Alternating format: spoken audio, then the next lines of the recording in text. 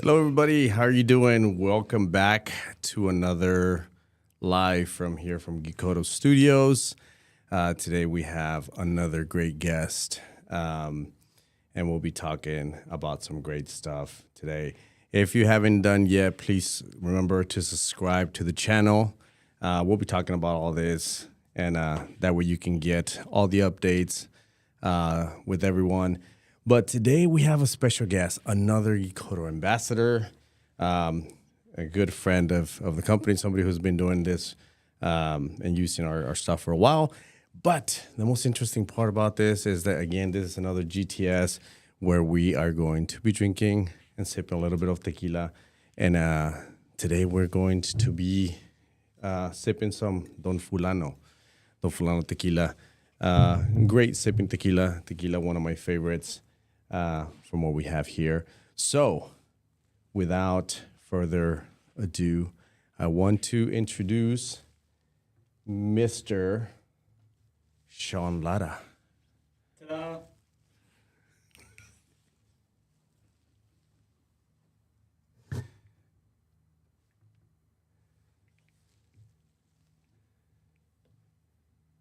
What's up, man? Hey, How are you? What's going on, dude? How are you doing? Doing great. Yeah? This is my first time to Dallas, actually. Is it really? Yeah, I've never really heard of much going on here, so I've never really had a reason to go here. But so far, it's been pretty cool. Thanks for having me. Oh yeah, Mr. Colorado. There's nothing going on in Dallas. Yeah. Well, what's interesting is most of my clients, probably actually about half, are from this area. Are Awesome. from Dallas, Fort Worth, Houston. So I don't really ever come here. They seem to always come to me. So it's kind of interesting to flip that a little bit. Yeah.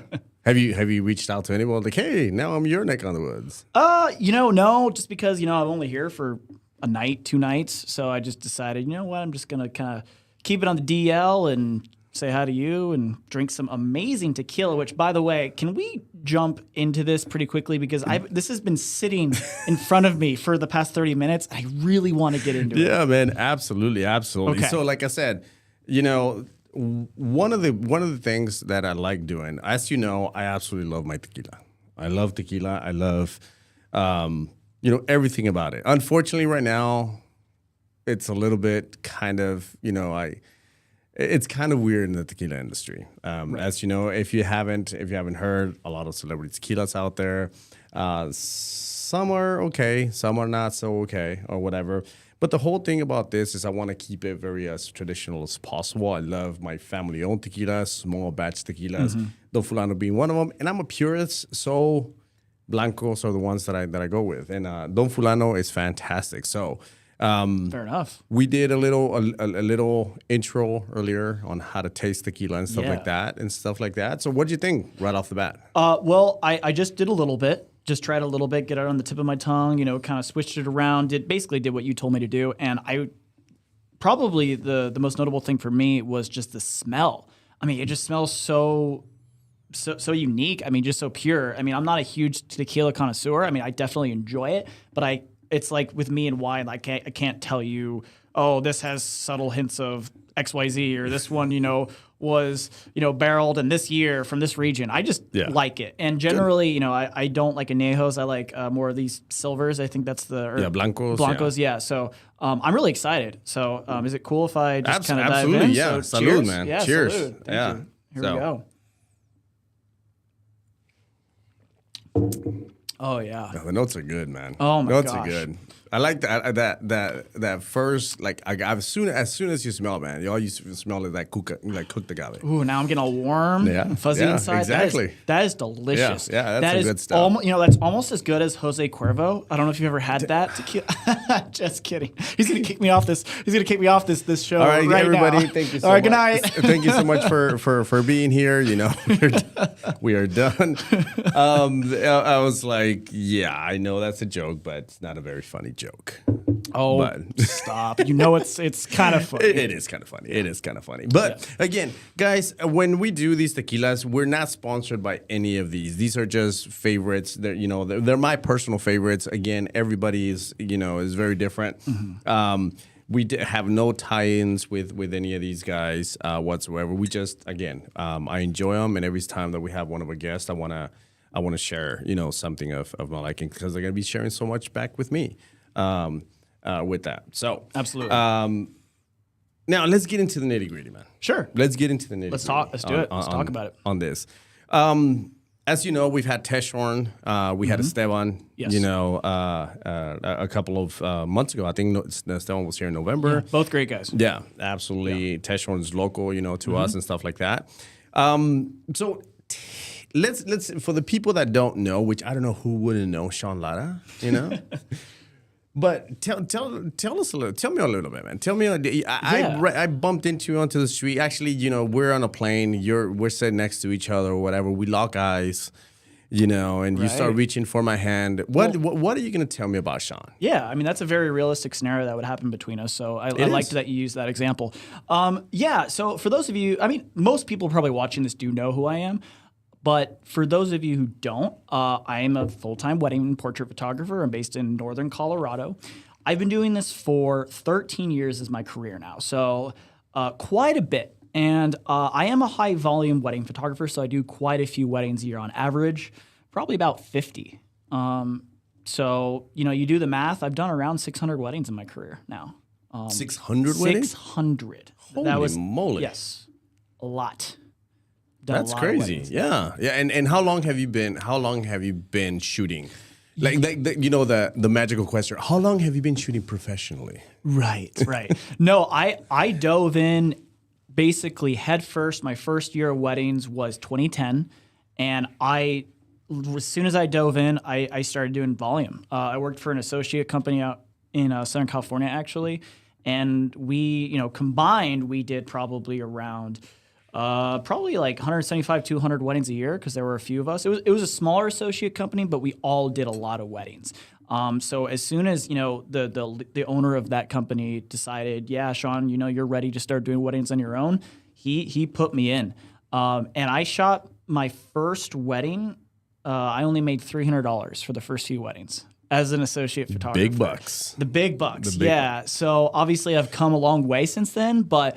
It's been a really fun career to kind of work, from that level to where I am now. And obviously there's still much growing to do on my end, but it has been a very fun ride and it's an amazing career. And I can't imagine myself doing anything different. That's awesome, man. That's awesome. So, growing up, the dreams of a child that we all have or whatever. Did you say, I want to be a wedding photographer when you were growing up? I didn't really know what I wanted to be. But I kind of had this false assumption that being just a photographer wasn't an option. I think actually Teshorn said this too on his last interview that he was with you here. Is I just never really thought it was a viable career. But then in college, I started, dabble a little bit more and started to potentially pursue it as a career. And once I got to that point where I was like, oh, wow, actually, this might be a thing I can do. That's when I really just kind of gave it my all and pushed myself really hard to do it. And here I am. Awesome, man. Yeah. So did you, and this is one question that I used to get all the time. Did you go to school for photography? Not for photography. However, I did photojournalism at my community college before I went to my university. And for there, I picked up a lot of good habits and how to work in the industry. But as far as going to school specifically for photography, no. Okay. All right. Cool. Yeah. We're gonna start asking questions here in a minute. As you guys know, I always kind of have my Bible of questions here. Okay. And we're gonna pick up at random, as well as we're gonna. The whole thing about this is we want to kind of know the human behind the hero persona of what Sean Lara is. Sure. Thank you for saying my last name correctly, by the way. What can I say, man? Esteban said the same thing. He said I sounded like his dad. Yeah. No, it's true. Well, most people say it's Sean Lara or Sean Lara. Yeah. I say it's Lara, but technically it's Lara. Yeah. And your family is from Tijuana, right? Yes, from my dad's side. So from the dad's side. I am actually Mexican. Well, half, but even though I don't look it or speak it, but I am very proud of that side of my heritage. I mean, Mexican culture is so rich, and there's so much about it that I am actually really proud of. So cool. Yeah. I'm still, guys. I'm still trying to. So once in a while, I'm gonna forget to switch the cameras. That's okay. Because I just get lost in your eyes. So, Well, they are beautiful. Things. They are beautiful hazel. So I've been told. They are. So so cool, man. All right, let's jump into it. We're gonna start with some easy questions. Sure. Some of the questions, like what made you wish, that when you first started, if you had one wish of that somebody had like told you, you're like, don't do this. Ooh, that's actually a really tough question. Because I did have some mentors in the industry, but I did have to kind of figure out a lot on my own. No one in my family has owned a business before or anything like that. So it was, there was just so much I had to figure out. I would say I wish I maybe would have focused a little bit more on like establishing my business a little bit sooner, like properly, and work more on like the marketing aspect of it and just kind of the basic business to business. While I do think obviously before you do any of that, you have to perfect your craft and be a good photographer. I do wish I would have learned a little bit more of that hard-hitting business etiquette and policies before I would have done that. Does that kind of answer your question a little bit? Yeah, no, absolutely. Okay. And again, and it's a tough question. So it's a tough question in those situations where there's so many things that I wish I would have known or somebody had told me, on that to try to pick one. Yeah. So that, like that, there's not going to be any easy questions, man. Yeah. But there can be a lot of dumb questions, but again, No, not at all. I mean, and like I said, I had to figure a lot of that out by myself. And by doing continuing education, specifically within the photography industry, that's what really kind of helped me figure it out. Which is something that we're going to be talking about later on, because you teach, you're an educator. You not only do you have workshops, but you also, you're speaking at WPPI. Yep, I'll be at WPPI in which March. is coming up.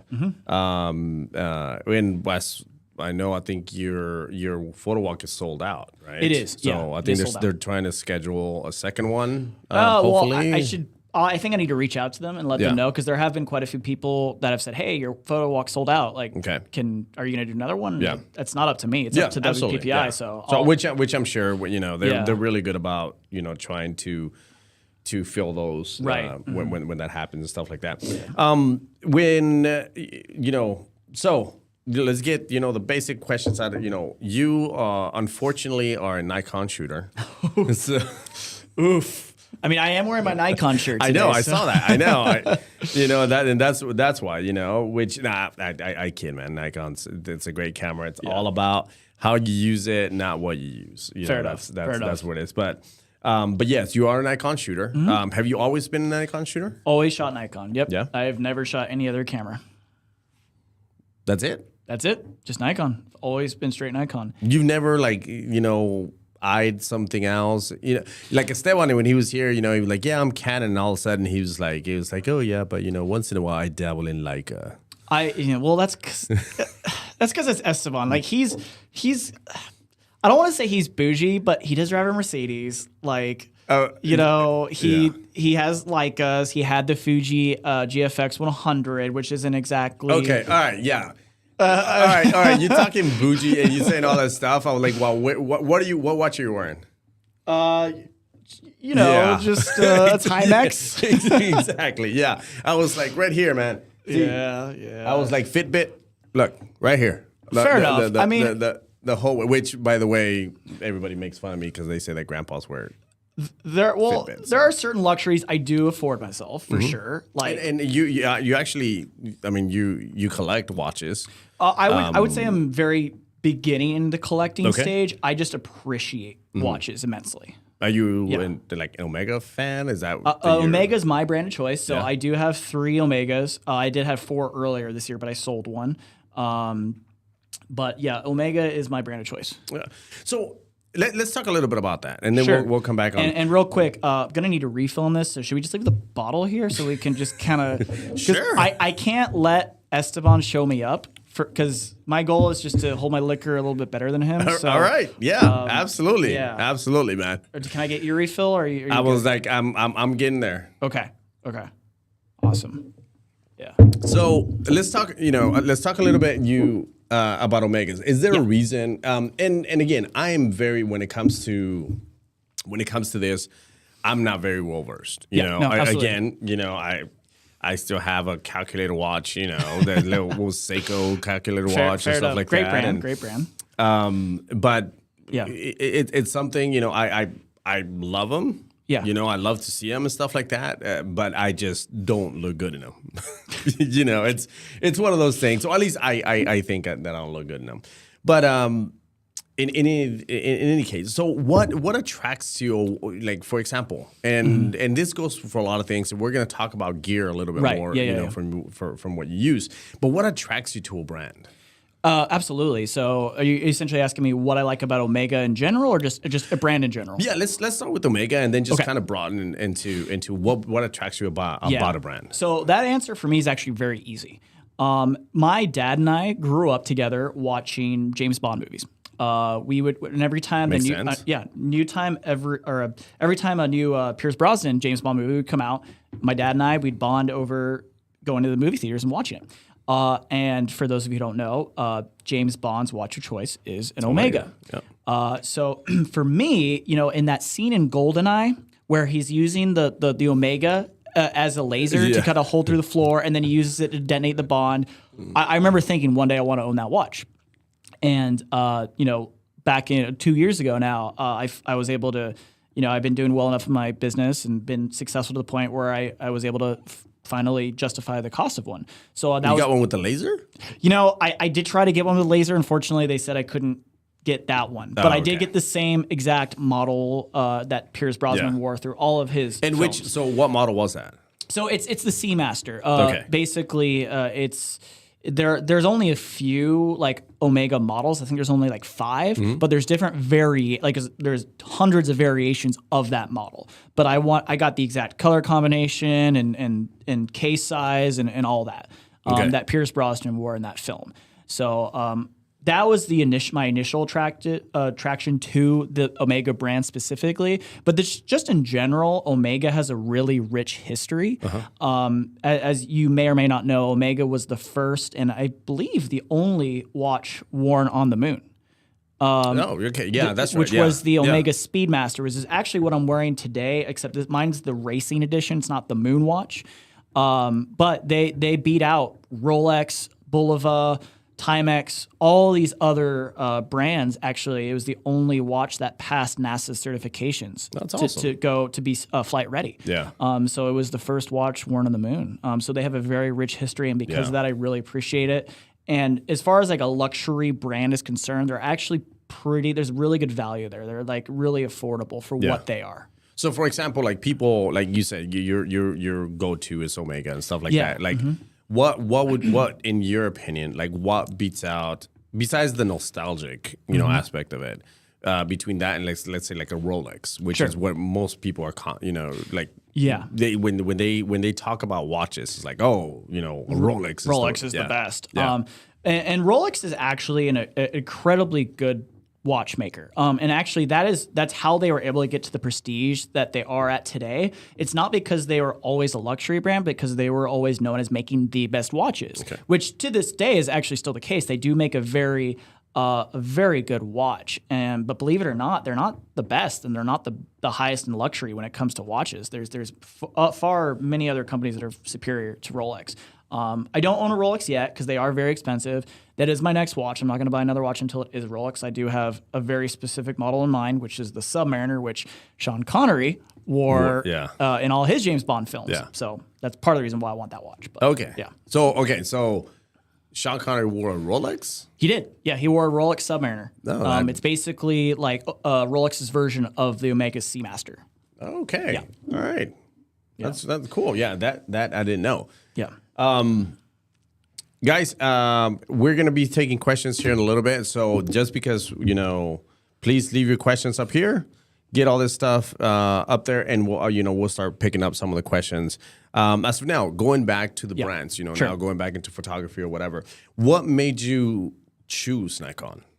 Yeah, for me, it was influence a little bit from my peers. So one of my best friend who introduced me to the world of weddings, his name's Jared Fix. I'm actually doing a live video with him next week in my Facebook group.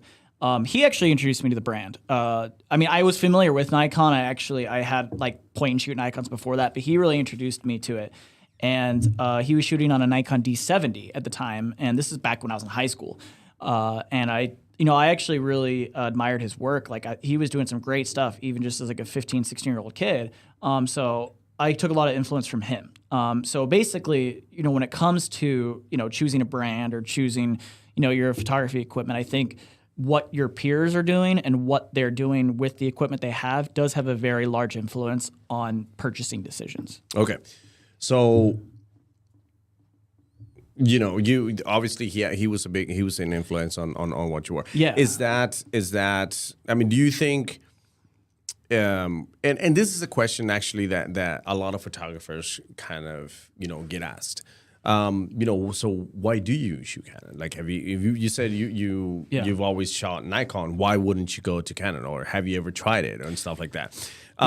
Is there? Do you think it's more just, Nikon's always worked for me, has never let me down, so that's why I do it, or? Yeah, exactly. Don't get me wrong. Like, I'm not like necessarily brand loyal. Like, I love Nikon. I think they produce fantastic colors straight off the camera. They've always worked for me. So there's no reason for me to switch. If you are a Canon shooter, Fuji, Sony, whatever the case may be, you're not wrong. But I just prefer Nikon because it's what I'm comfortable with. They're a proven brand. They're still doing great stuff, even with mirrorless. I think for the beginning of their kind of, their arena in the mirrorless world, they struggled to get a little bit of traction, but now with the Z9 out and everything, they're back in the game and doing just as good as they were before. Awesome. So I'm really happy with what they have been doing as a brand recently. Yeah. And I hope they continue to release some of the technology that's in their Z9 and some of their more entry-level cameras, because the Z9 really is a fantastic camera. Yeah, and I've heard great stuff. Yeah. I haven't had the pleasure of personally using it and stuff like that. I haven't had a chance. I'm a Canon shooter, but I've shot, other brands and stuff like that. Right.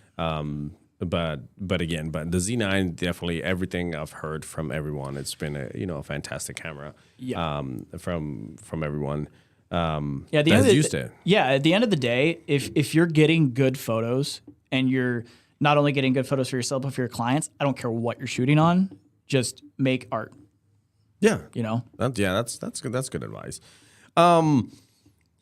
Okay, so out of all of the gear that you've purchased throughout the year, because I'm sure you were like everyone else, or I could be wrong, but but like, is there something you wish you had never bought? Ooh, yeah. That's actually a really good question. I started. It's hard to answer because I wish I wouldn't have started on I've always. Let me back up for a second. Since day one, I've always shot off-camera flash at weddings. Like, I know a lot of photographers maybe just shoot with all natural light or like a speed light on the camera. I've always, since day one, shot with off-camera flash, and that's just because that's the way I was taught. That's the way. So I just assumed, oh, that's right.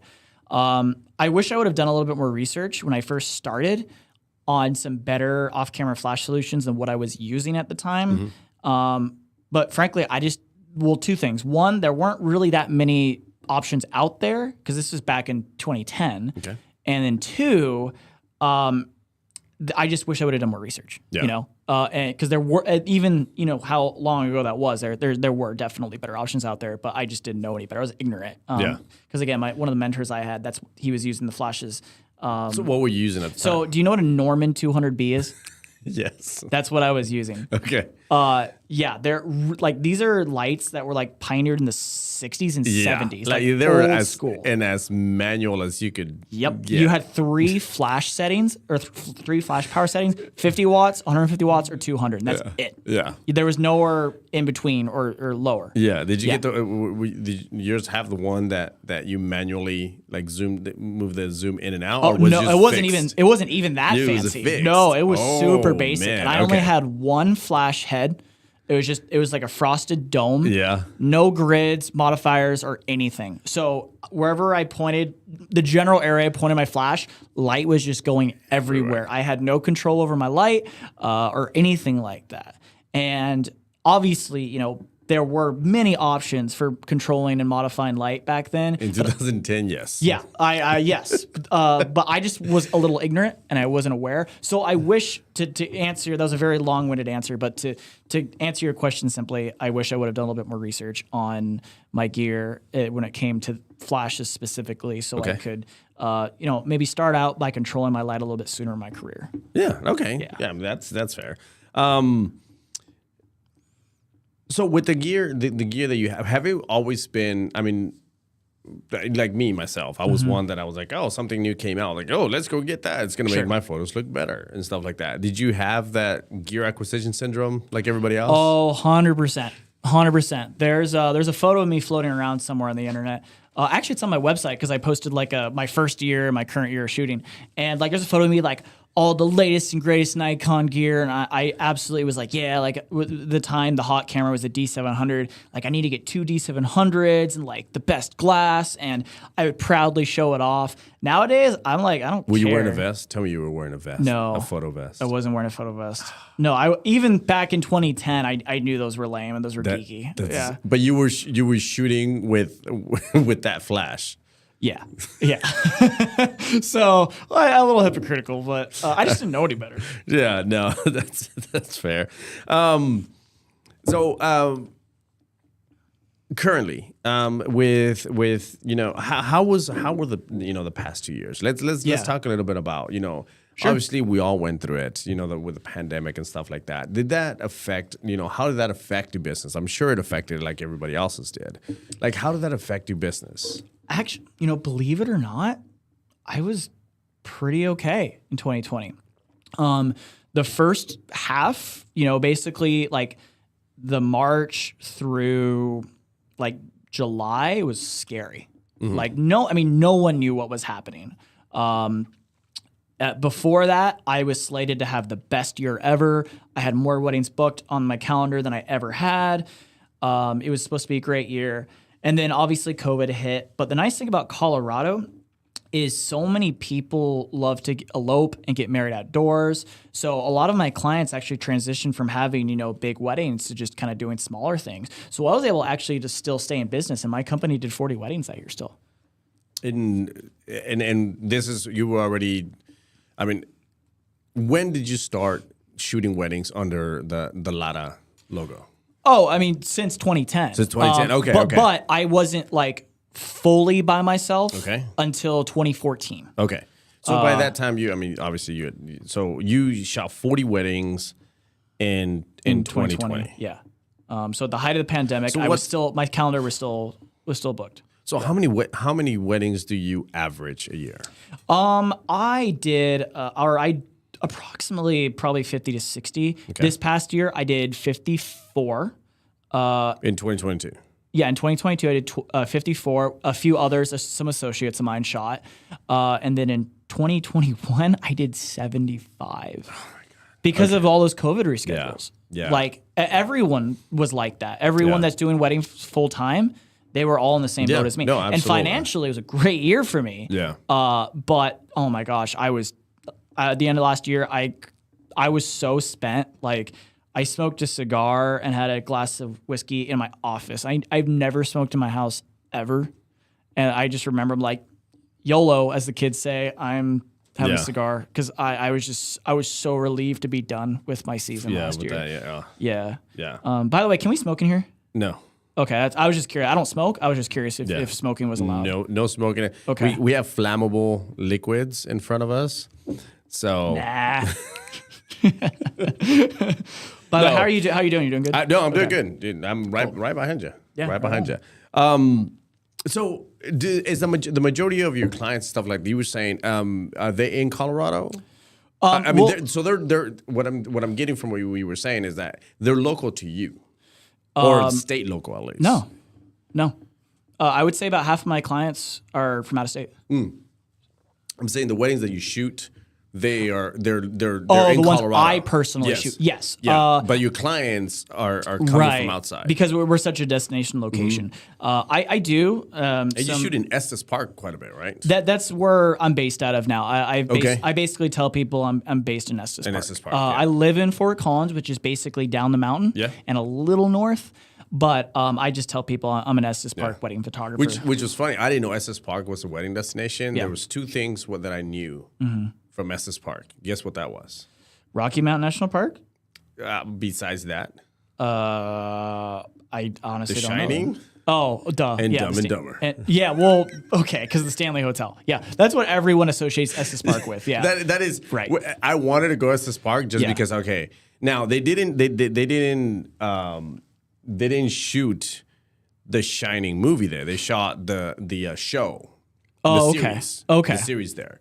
well, Stephen King wrote the. But yeah, he was Yeah. inspired by that hotel. Right, yes. The film itself, they shot it further north. I think closer in Washington somewhere. I have no Something like idea. that. I've seen the movie once. But they did shoot. They didn't shoot Dumb and Dumber in Aspen. They actually shot it in Estes Park, Correct. using the Stanley Yeah. Hotel as a backdrop for it, which is still one of my favorite movies of all time. So yeah, so that's one of the reasons why I wanted to go to Estes Park, not because it was a wedding destination, it's because I wanted to see the Stanley Hotel, and Right. Yeah. Absolutely.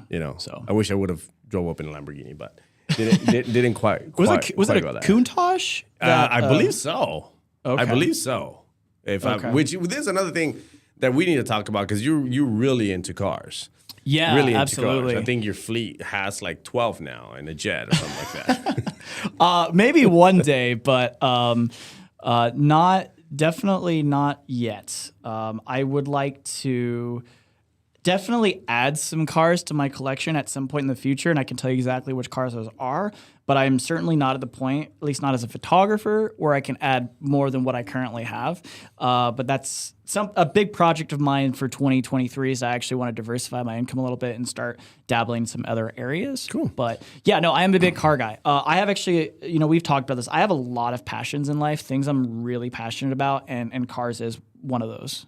Awesome. Yeah. And you have, if you haven't seen, we both love the mountains, and we love, outdoors and stuff like that. So you have a killer 4Runner, which I absolutely love. Thank you. I love the 4Runner on there. And then you have an S2000, do have and an then you S2000. have a Maverick. A Maverick right? The new hybrid, Maverick. yeah.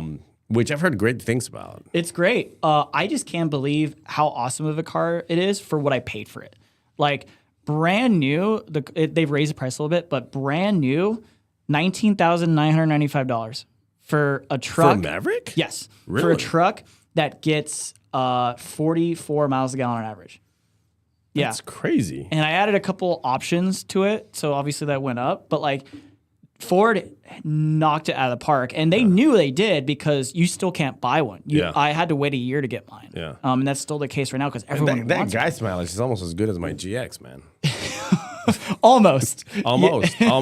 It's a couple of more gallons Just on a- there, yeah. and it would be there. Yeah, for those of you who aren't car people, the GX does not get good gas mileage at all, or does my 4Runner. Yeah. But Well, that's a Toyota thing. That's a Toyota thing. Toyota off-road Toyota Yeah. thing. Yeah. So and stuff like that. All right. So let me look at a couple of questions that we had of here. Thank you guys so Yeah, let's much answer for them. everybody that's coming. Yeah. And Oh, wow, and putting up with chat's- us. Yeah. Chat's on fire right now. So Thank you guys. the first one that before we even started, Okay. Jared Gant was on, which if you don't know Jared Gant, extremely talented photographer based out of Colorado as He's well, right? right down the street from me, basically. Yeah. Man, dude, Jared's like I get tired just looking at his like routes that he cycles. Oh yeah, he's a big cyclist. Oh Yeah. man, major cyclist. Jared, dude, Yeah, more props. like props to you, man. Your stuff is, like I said, I get winded just looking at them. I know, right? So before we even started this, he said the question we're all wanting to know is who is the big spoon and who's the little spoon? I'm definitely the big spoon. Yeah, that's a safe assumption for sure. Yeah, I'm definitely the big spoon. Yeah. That's I for won't sure contest on that. one. I won't So- contest that one. All right. Let me see. Scott Tibble says that we needed to get it going because Indiana and Iowa were about to start. So Okay. I'm glad we did. Sure. Let's see. Come on, guys, with these David Scott Bowles, which Yeah. photographer. We're talking about him today? Yeah, we were. We were talking about you, David.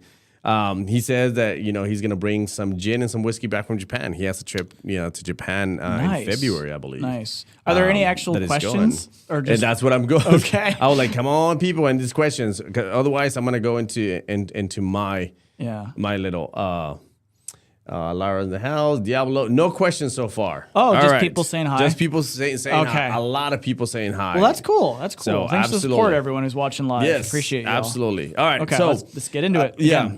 So what's the best advice that you ever had Ooh, that somebody's given you? that's a tough one. I don't know. I've tried to I try to pull little nuggets of information from all over the place. There's never been one piece of advice that's been profoundly I live my life by this, or these are something I base my ideals on. I think probably I would have to say, and this is something I didn't actually realize until maybe a little halfway through my career. It's super important to focus more on the client and their experience than your ego. Okay. I feel like we kind of briefly talked about this today on the car, but I feel like there's so many photographers out there that focus so much on shooting photos for other photographers and trying to stroke their own ego and say, look how creative I am. And the client kind of takes a back seat. Mm-hmm. And I think at the end of the day, I love being creative. I love, winning awards and all this fun stuff. But at the end of the day, it's a business. And in order to succeed in business, you have to have clients who love what you're doing for them. So that's... Do you think competitions take away from that? I think they can. Some people probably get really wrapped up so much in the competition that they focus on that before their client. They put their ego before their client, and I don't think that's the way it should be. Okay. So in a way, it can, but not for everyone. Yeah. And there's I'm always for I've never been for or against competitions when it comes to it. I do think that competitions serve a purpose, especially when Right. you are being it's great to be judged by your peers. It's fantastic to get that feedback.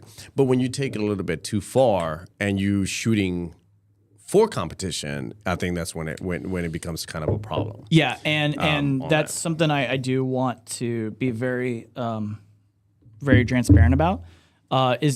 I do obviously enter in photo competitions and I have won some awards, but I do not shoot specifically for competitions. I never have. Have you ever been at a wedding and saw something where you're like, oh, hey, I want to do this because I want to enter this into a competition? Or have you entered images into competition that were just basically very organic during the wedding? Oh, absolutely. I mean, well, that is basically all my entries are exactly that. They're organic moments that have happened. I haven't actually stopped at a wedding and say, oh, you know what? This photo is going to be really good for competition, so I'm going to do this. I've definitely said, oh, you know what? This is going to be really creative and this is going to be really unique, but I've never specifically had that mindset oh, I'm going to shoot this for a competition during a wedding, if that makes sense. Yeah. So I asked you for a couple of photos and stuff like that. And so we'll use them for examples on this for. Which we have here, which is one of in my opinion, one of your most recognizable ones. Yeah, it is. And this is Antelope Canyon. Yeah, Antelope Canyon in northern Arizona. Okay. Yeah. So, for example, in stuff like this, was this during a wedding day? Was this an engagement? Was this a trash to the dress? This is an engagement session. Okay. This was actually a couple that I had met in one of my car clubs. So they're both really big car enthusiasts. And they said, hey, Sean, we love your work. We've been following you for a few years. We want to use you for engagement photos and for our wedding photos. And I said, okay, what do you want to do for engagement session? They said, honestly, we're kind of open. So I had this idea for the past year of going to Antelope Canyon and doing some sort of photos here. And I said, well, hey, I have this idea. Are you interested? And they were like, yes, 100%. We trust you. And this is the result of that. Okay, awesome. So, and you actually have is it a monthly kind of photo critique that you do? Yeah. I was honored enough that you asked me to be in one of that a couple of months back. Yeah. Is it a monthly thing? We do it every month. Usually, every month? We do it the last Wednesday of every month. So, I remember from when I was there, or whatever. And again, here's where it kind of starts getting a little bit tricky / sticky. I don't know how to describe it. In situations like that, a lot of people get really kind of hung up on the way of when they shoot something and the viewer or the judge does not get what they were shooting. Yeah, they start making excuses. I did that because of this. One of the things that I've always said, when it comes to situations like this, is kind of just take everything in. If the viewer did not get what you were trying to do, then you failed. And there's nothing wrong with that. Right. There's nothing wrong with that. It's just it wasn't transmitted. Yeah. You learn to move on and go like this. In situations like this, for example, like with this image, which is a beautiful image and stuff like that. Where do you draw the inspiration? Was this something that when you saw the image, and I was like, oh, have you entered this into competitions? How did it do? Yeah. So I have won a couple photos for this. I've won awards with Fearless on this image, with ISPWP, a couple others. I did submit this to WPPI actually, and it did not score an 80, believe it or not. It did or did not? It did not. Yeah. It came very close, but I was actually in the judging room when they judged this, and they were debating for a while on my photo. And one of the big thing that they said about this, because they're very technical in that competition, they said the subject was a little out of focus, with a little soft, which I disagree. I think they're pretty damn sharp, but that's just my opinion. And then, here's really quick, just so we can touch into that. At WPPI, when they judge, it's a live judging, and it's on print. Yes. So it becomes very difficult. For example, the stuff that is very sharp on screen can become soft when it's printed. So it has a lot to do with the print itself. It does, yeah. Of what it is. I was, I judged at WPPI, and there were some images that we did talk about that, and afterwards people who had taken the image came on to me like, hey, it was tack sharp. I was like, I get it that it was tack sharp and on the screen print, I was like, but it was the wrong paper that you used for the print. So there was a lot of things that and I wish I would have printed this on slightly better quality paper when I did, because when I submitted this, I was still pretty new into my WPPI submission journey. So I feel like if I would have submitted this now, I would have done much better. Okay. But anyway, so great image. One of my favorites, just because of the story and because of the uniqueness to it. So, yeah, awesome. And again, so this was doing an engagement session. It wasn't, but again, it was an organic image. It wasn't something that you just kind of, I was like, oh, I'm going to do this for competition. Right. Yeah. No, not at all. No, I just wanted to shoot in a badass location, get some badass photos, and I ended up getting that. And I was like, sweet. Heck yeah. Yeah.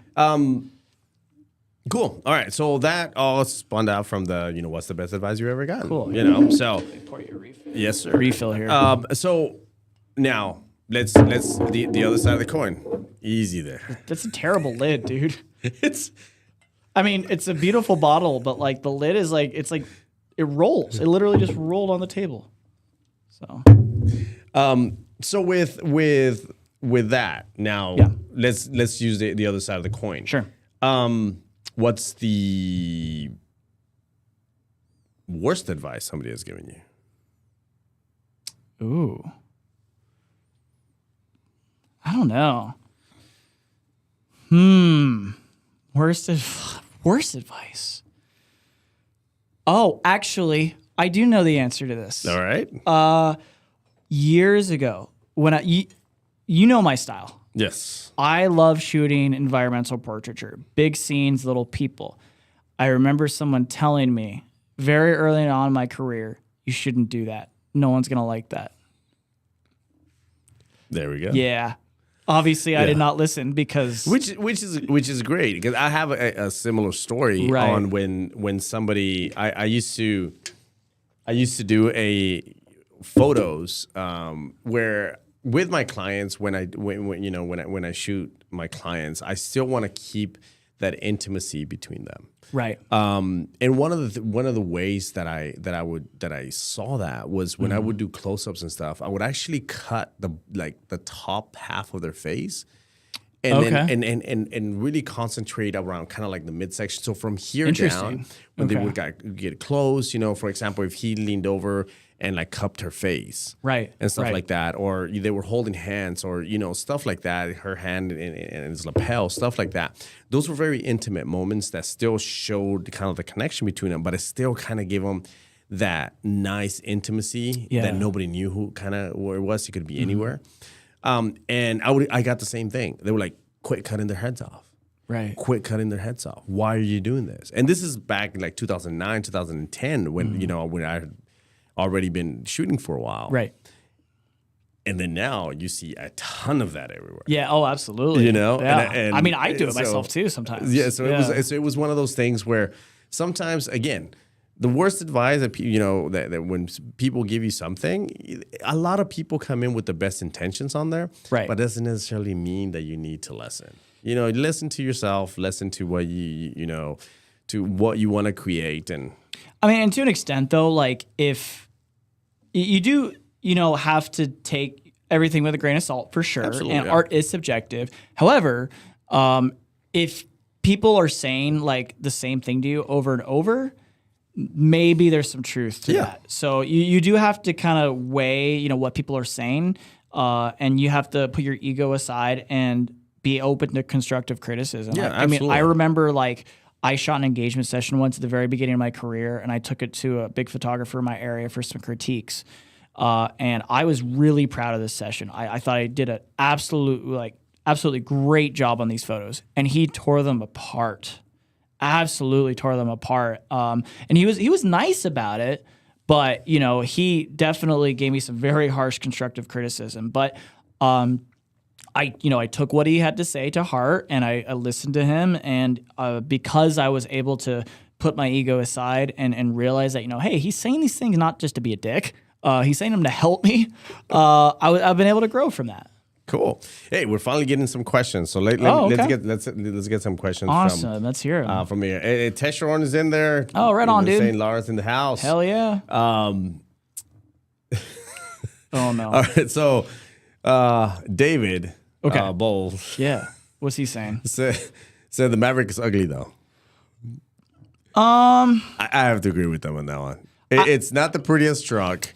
I mean, the front end, the front end styling's questionable. I really do like the rear end, but I didn't buy it to be a good-looking vehicle. Oh, man.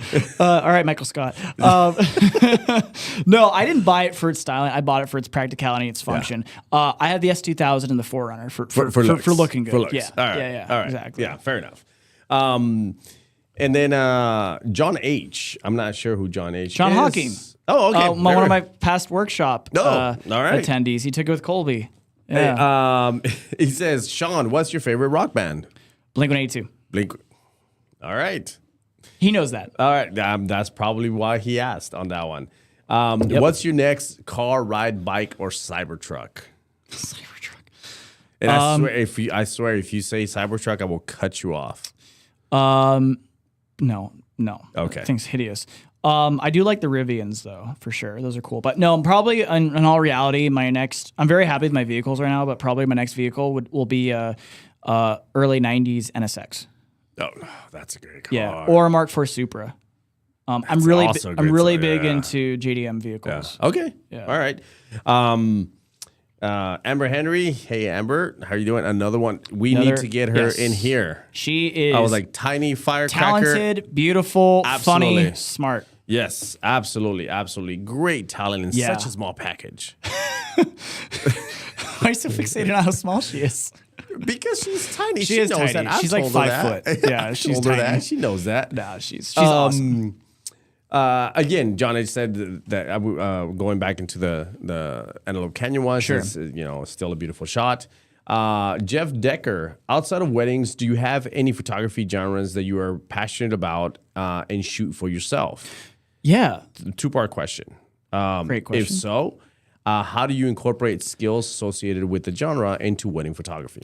Wow, he's totally setting me up for that. Yeah. Oh yeah. So if you haven't been to my house, you need to come to my house at some point. I want to go to Porchella. I want to go to one of your Porchellas. Porchella 2023. It's gonna be lit. All right.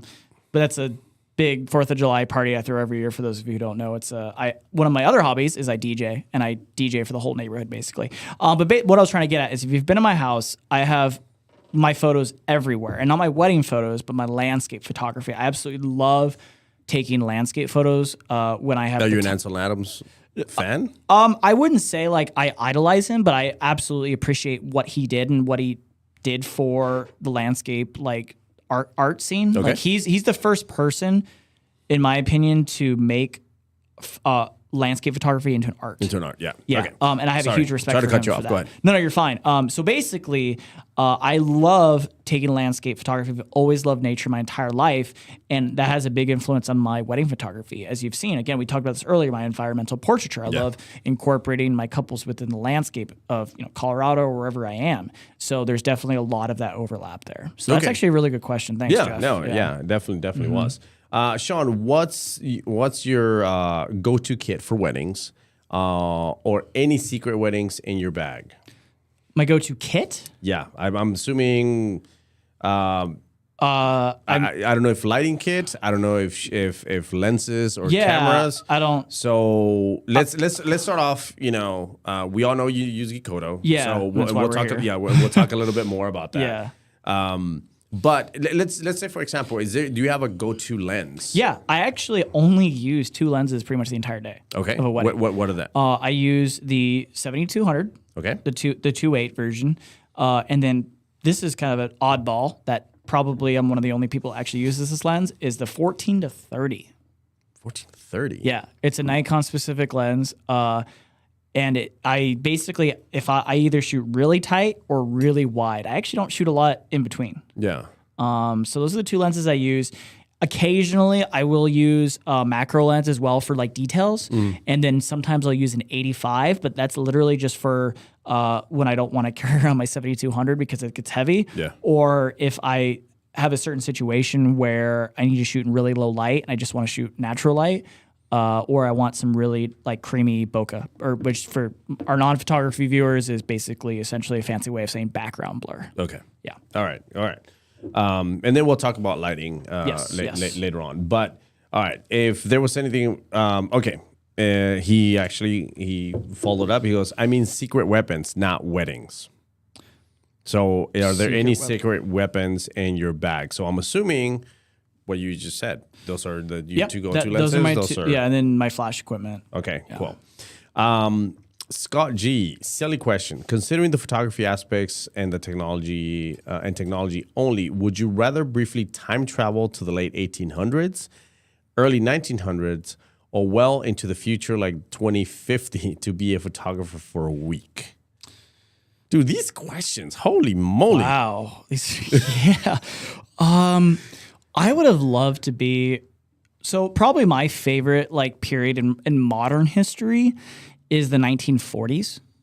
Why? I just really love like World War II era lore. Okay. And there's a lot of like really interesting industry that happened during that time as well, because as you know, like, during times of war, industry and production ramps up, and because so much industry is happening, technology also improves as well. I just feel like there was so much interesting stuff that happened during that time. Everything from like clothing. Like, I love like men's fashion from that era, even women's fashion too. There's just so much that was really interesting to me about that era that I think if I had to photograph at a certain time in modern history, past 100 years or so, that'd be the area I'd choose. I like the 20s too. Yeah. 20s too. Yeah. So I think that's something that Amber is really, 'cause she loves that Peaky Blinders. She kind of has that Peaky Blinders type Sure. of Right shoots. on. By the way, I'm finally starting to feel this pretty good. So, Nice. Yeah. Are you Good. doing all right? I'm good. Okay. Sweet. I'm good. That was like so. Jacket's gonna have to come off after I finish this probably. So Take it off. getting hot. Take it off. brown chicken, brown cow. Yeah, it's definitely kicking in. So, all right, cool. Let me see. There's a couple of other questions. Sure, absolutely. Let's get through 'em. Mandy Wright. Nice dent in the bottle already. Oh, she noticed. Yes. Yeah, Mandy. yeah. Yes, We've there been is. getting through it Absolutely. for sure. It's getting there. Favorite lenses. Scott Table asked that, so we just talked about that really quick. R34 Skyline next car for sure. That's what David wants. Great. I mean, iconic. Yeah. Iconic. Yeah. Absolutely. Great. Stanley, if I was to say it's Stanley K, but Stanley Q, I'm assuming. How many lights do you use on an average, I'm assuming wedding?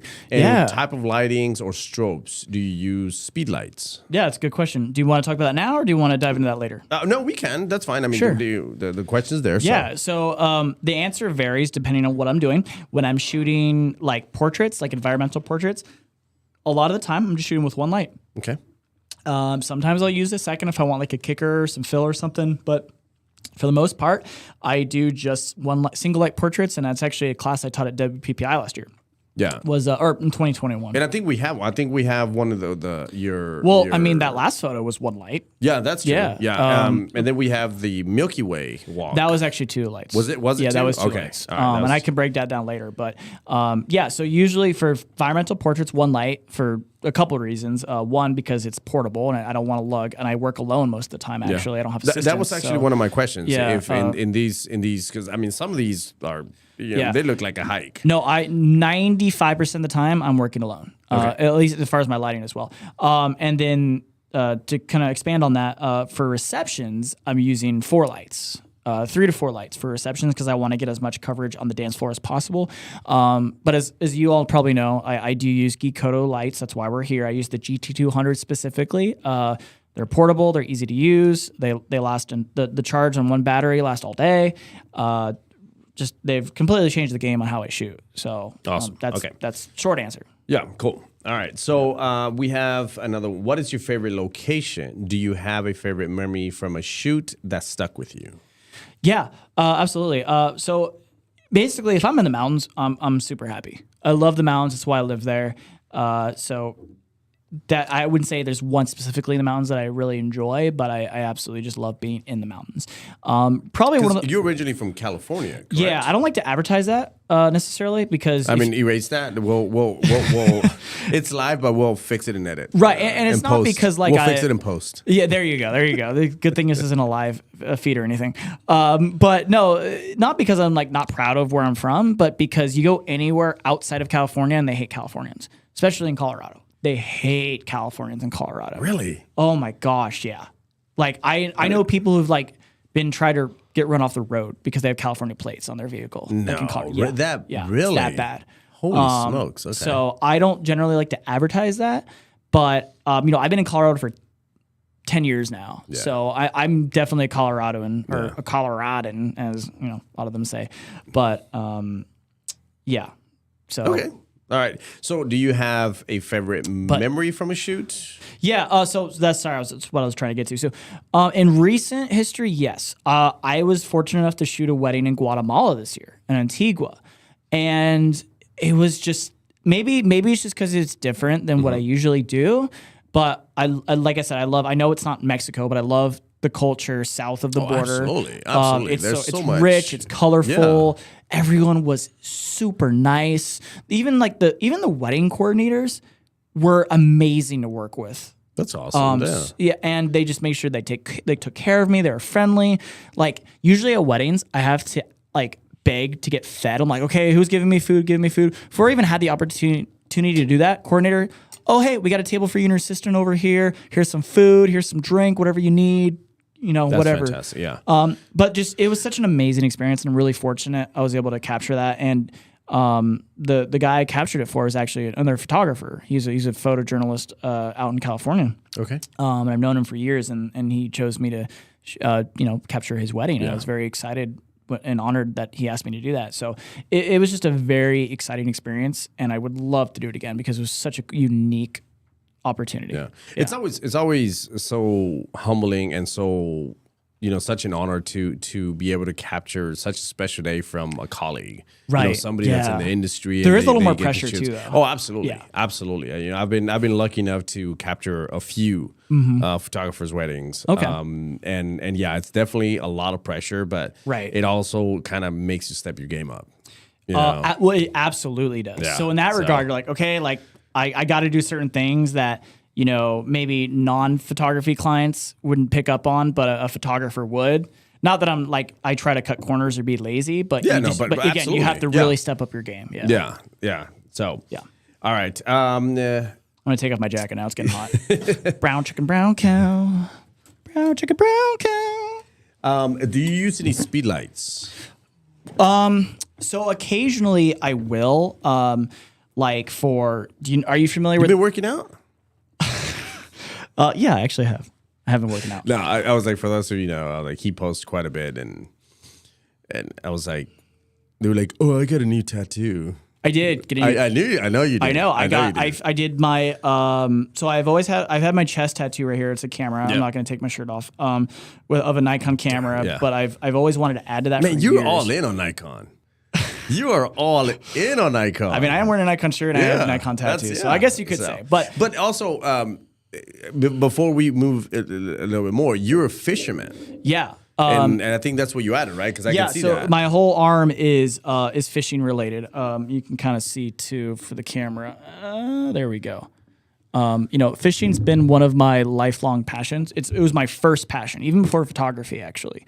So I really wanted to get a piece of art that highlighted that passion. Awesome. So I actually, believe it or not, I almost was in the career of that industry. Like I almost took a career in the fishing industry. Because I remember we talked about this because you were sponsored. I was actually before I was a couple of before I was even in professional photography. I was actually sponsored by a couple of fishing companies. Yeah, I remember you. Yeah, we talked. We've known each other for a while. We've known each other for a while. And we've had a lot of this, but it's always great to. To remember some of the talks that we've had and stuff like that. Yeah, absolutely. We've had some good ones. Yeah, absolutely. Yeah. All right, so what was that question though? There was a question and I totally overlooked it. No, it was about if you use speed lights. Yeah. So that's right. So wow, how did we go from speed lights? Because you took off your jacket and it kind of threw me on a curveball. Yeah. No, occasionally I'll actually keep it in my back pocket. So like for example, if I am shooting at a reception and I'm outside of my where my flashes are. And someone says, hey, can you take a quick photo of my college friends? I could just pull the flash out of my pocket, put it on my hot shoe, and take that photo real fast. Okay. So I don't have to say, okay, I need to go grab my light. Be right back. Yeah. All right. Awesome. So yes. Yeah. Kaylee Pier, what is your favorite location? Oh, we've already talked about that one. Are there any features you find yourself wanting or missing when using off-camera lighting? And why is it a flask disguised as a speed light? Obviously, that's not a serious question. But I think the serious part of that first question was, to answer that, the answer is no, because using off-camera flash and using flash in general allows me to be more flexible and do so much more than if I was just limited to straight, natural light. Okay. So the answer is no. Yeah. That's right. So Teshron is from Antigua. Guatemala. No. He's from the other Antigua. Yeah, not Guatemala. Not Guatemala. Yeah, he's from the Caribbean. Yeah, he's from the Caribbean. Very different. Yeah. Very That's different. why he said the other Antigua. Yeah, very different. Yeah. I love the fact that he puts this little nerd face. Wow. Oh man. So Amber says, "Where's your Geekoto tattoo?" Yeah, where is your Geekoto tattoo? Are you paying for it? So I'll pay for it. Okay. Oh, I have the perfect spot for it. Yes. Fantastic. All right, cool. You guys keep bringing those questions. For now, I think that we're all caught up with that. Cool.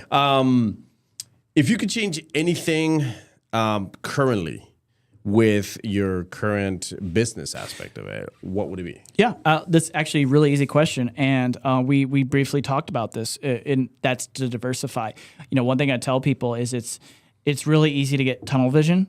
And while I consider myself, compared to other photographers, pretty successful in the industry. I'm very fortunate, and very humbled for that. I know at some point it's not going to be sustainable. I'm not going to be able to shoot 75 weddings a year when I'm 50 years old. So as I mentioned earlier, a big project for me this year is to really start thinking about diversifying my income and thinking of other revenue streams. So I'm not having to do that. Yeah. Do you think wedding photographers have an expiration date? Like just because of age?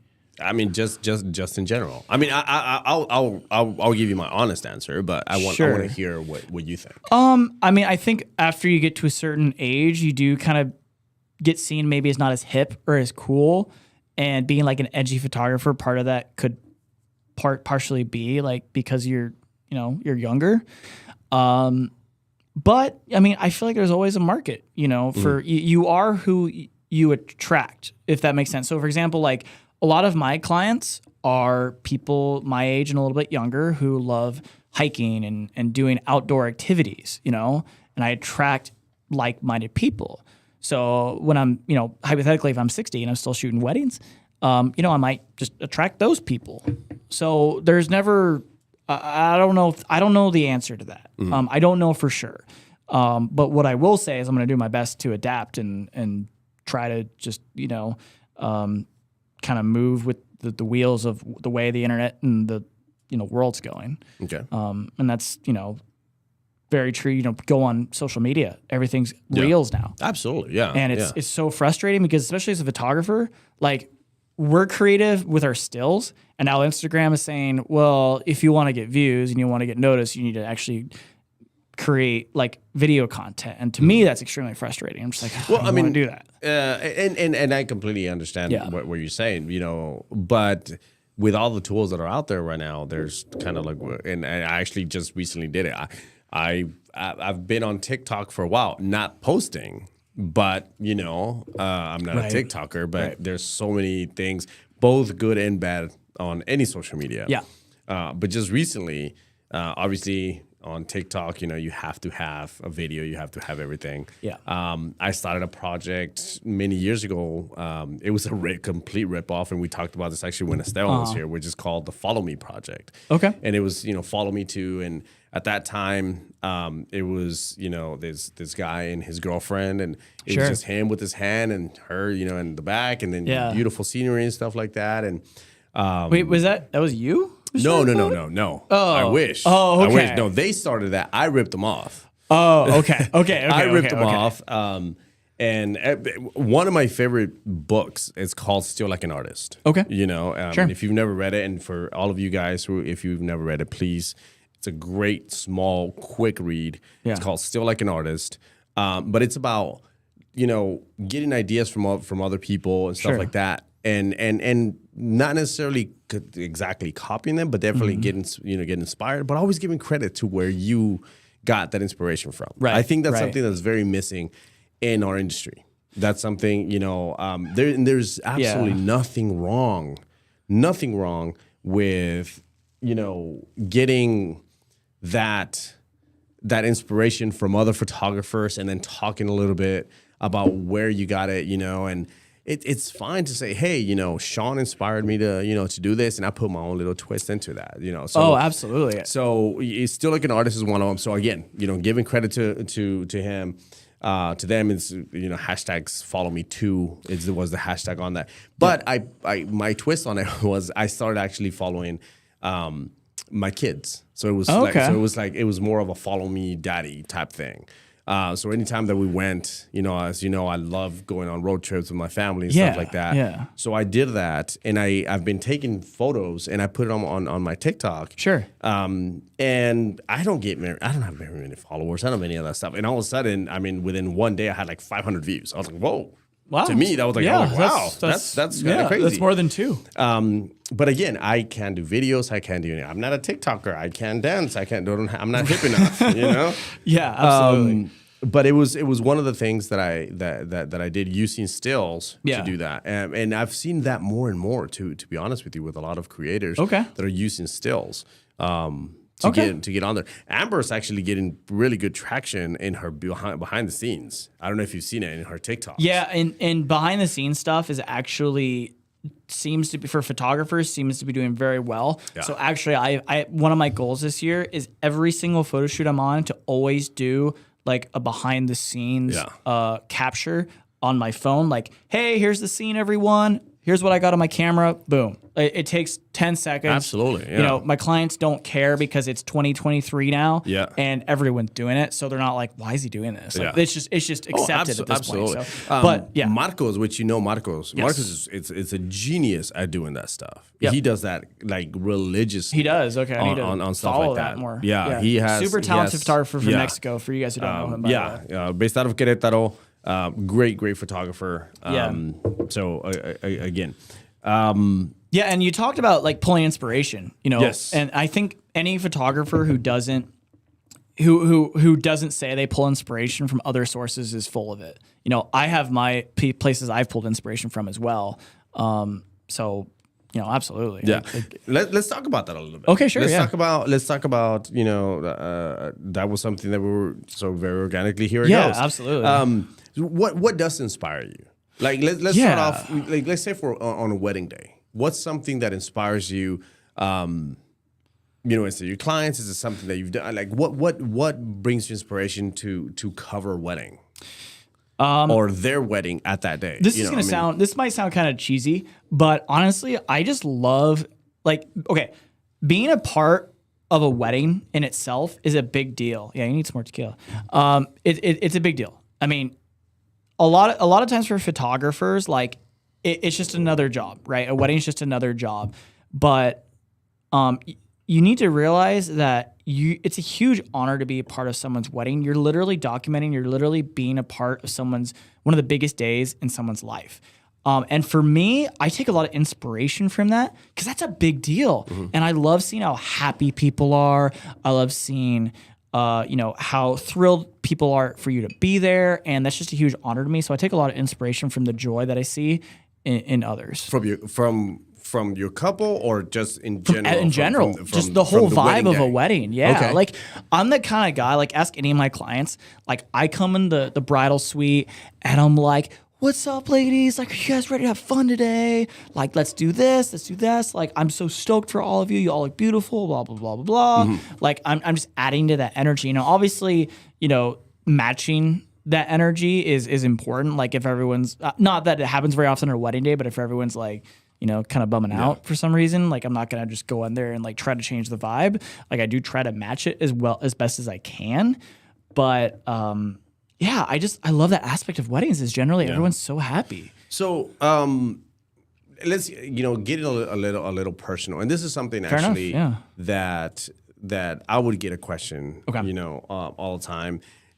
It seems and I've had both sides of the spectrum. Sure. Where I had grooms that were extremely excited to get married, and then I had some that were just really nervous. Oh man. Yeah. And then you had those, in my opinion, those crappy friends that were like, "What, are you getting married?" Blah blah blah.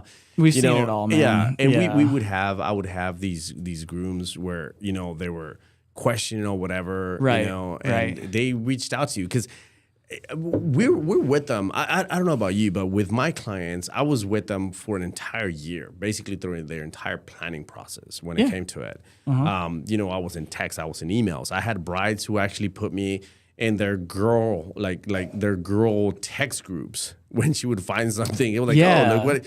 So I kind of got to get very personal, very close to that. Right, So I would right. have these groups that come in. It's like, hey man, I was like, what do you think? And I was like, listen, man. I was like, I don't know what your friends are saying. I don't know. I was like, to me, it's the best choice I've ever done.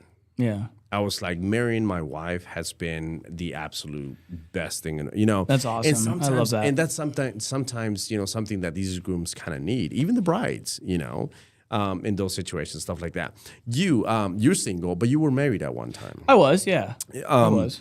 And I'm very open about that aspect yeah. of my life, and I'm happy to talk about that with people. And obviously I was married and I got separated.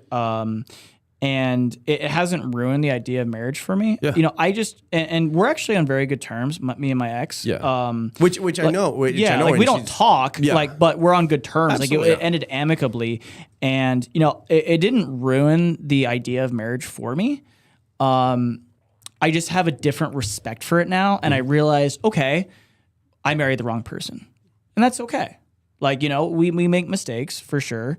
Oh wow, we're getting deep now. I think it's Tequila talking. But it didn't, like, people asked me after I got my close friends after I got divorced. They said, did this change your outlook on weddings or the way you approach it? I said no. I believe in love. I love love. I know, and that's cheesy to say. I know, but I do love it. It just, for me, in my personal situation, I rushed into the marriage. I see this happening actually all the time, unfortunately. Yeah. I do see this a lot in my industry where I will see clients that rush into the marriage, and I see them making the same mistakes that I did. Obviously, I'm not a marriage counselor. I'm not going to say anything. I'm just their photographer. But, it didn't ruin the concept of marriage for me or the concept of love. And I learned a lot from that. And it was, honestly, I don't regret the way it happened because I did learn a lot from it. Yeah. So with that said, though, did it change the way you approached a wedding coverage or your couples? No. No, it didn't. It didn't at all. I mean, I've never really had a client that's come to me and say I don't think I'm doing the right thing. Okay. I've definitely have sensed that vibe multiple times. But I've never had someone actually say those words to me. But I see what you're getting at, because like I mentioned earlier, we're a part of someone's big day. Absolutely, and we're part of a really monumental moment in their life. So they do put a lot of trust into us, us because of that. And we need to respect that as photographers. Yeah. So whatever that means to you, take that, how you will. But I have a lot of respect for that. And I want to be as supportive as I can, not only as a photographer, or a vendor in the industry, but just as like a friend. You know what I mean? Yeah, no, absolutely. Yeah, and that's I think that's one of the things in discussing with what's currently in the world of wedding photography. I mean, I know some photographers who are absolutely beasts in an extremely good way of the way they cover it, and they're single. Right. Right. I don't think that ever has anything to do with that. Mm-hmm. I think, a lot of individuals, a lot of people, and I've personally had this, I'm glad that you're married because what I'm going through. Right. Yeah. I was like, do I? I was like, no, I think it's two different things, in that situation. So I think I do think that I personally don't think that has anything to do with the way a photographer works or anything like that. No, at the end of the day, we're artists. We're hired to do a job. Yeah. And our emotions or our outlook on something shouldn't affect the way we do our job. On a personal level, sure, it helps. But I don't think whether you've been married or you haven't been married or you're eternally destined to be single has any influence on how you approach a wedding day. And I don't think that should change your mindset on how on anything. Absolutely. But anyway, that was a good question though, or a good topic of discussion. But let's move on to something more fun. Yeah, absolutely. So, we got a little heavy there for a minute. I got. All right, so we have a couple of questions here. Let's hear them. What is your favorite part of a wedding day? That is from Sandra Miltenberger. Oh, that's a great question. The creative sessions. Like portraits? Yeah, the time during the day where the client says, "Hey, this is your time, Sean. Create some awesome shit." That's my favorite. Wait, part you of the day. get that on a wedding day? Oh, yeah, dude. I educate the shit out of my clients. Oh, I try to and I set expectations but hey, like I'm gonna put this time aside for us so I can get you the photos that you see in my portfolio. That's awesome. That's So awesome. I build think that into my timelines. You know what? Let's talk about that a little bit. Okay. Let's talk Let's about do that, it, yeah. about how a lot of photographers don't do that. Right. You know, Right. it took me a very long time Yeah. to talk to wedding planners and stuff like that and be like, hey, listen, man, I need this amount of time minimum to be able to do this. Right. You know?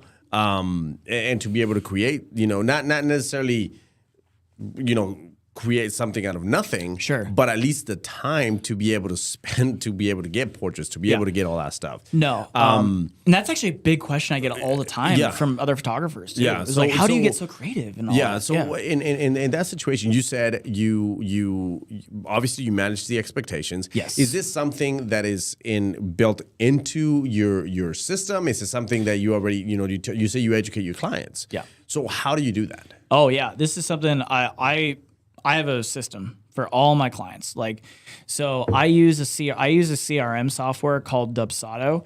I'm not necessarily saying they're the best. That's just what I use, and it gives me the opportunity to send automated emails. Okay.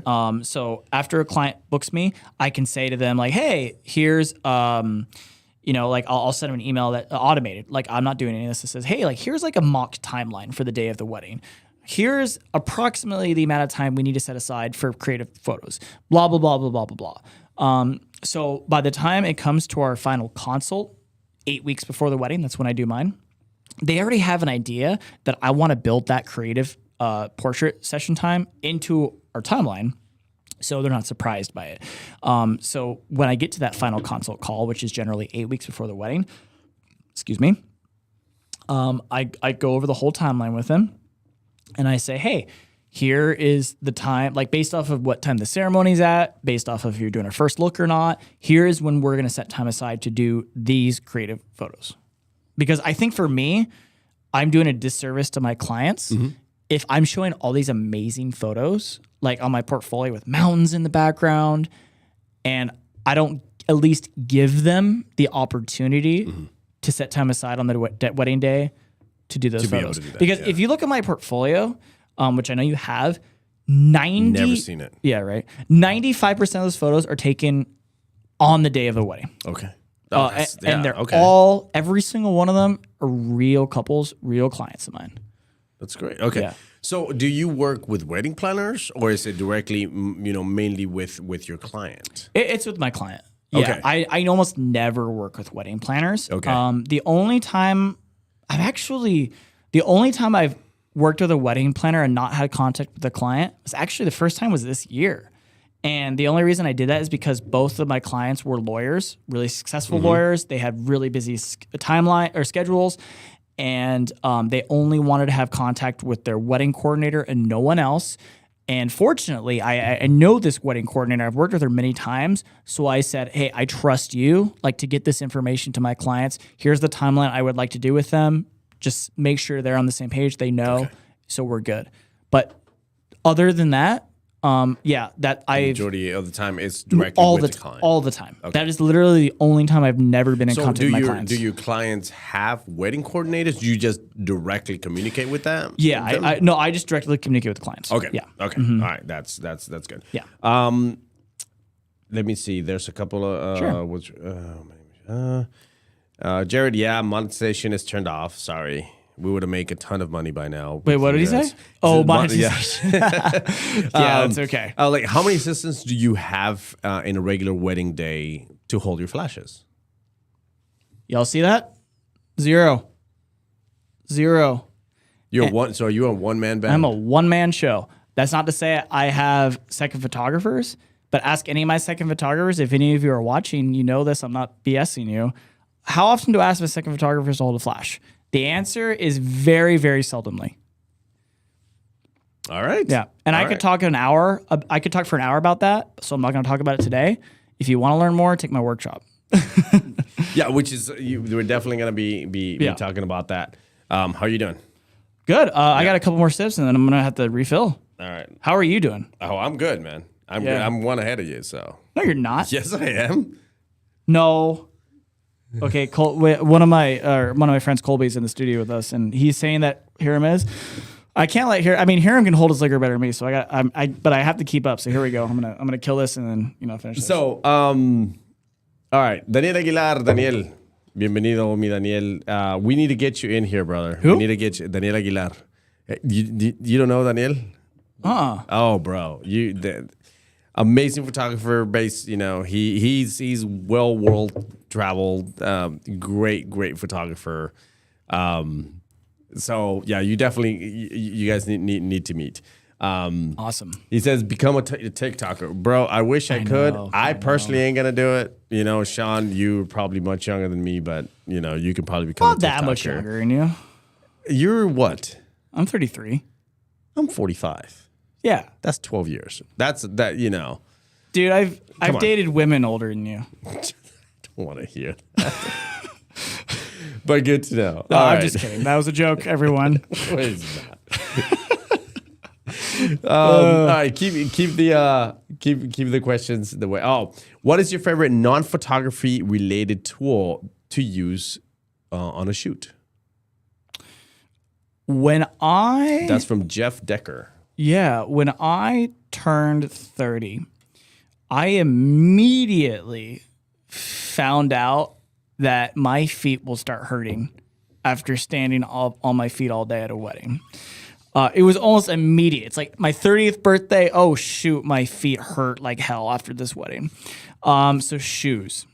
Investing in a really solid pair of shoes makes all the difference. Are you using like Cole Haan? Cole Haans, yep. Yep. The 0 grams. Good to go. Absolutely. And actually, what's weird is I get compliments on them all the time at a wedding because on the top they're like dress shoes. We're gonna have to we've talked about Omega, we've talked about Cole Haan, we've talked about Ford, we've talked about Honda, we've talked about Toyota. We need to be We've talked sponsored. about Omega. Yeah, dude. We got Don Fulano. Man, so many things. I know. We gotta turn that monetization thing on, but Fair enough, Marif. Okay. Anyways, going back to that's my answer. Right. Is just So a really solid pair of shoes. Okay.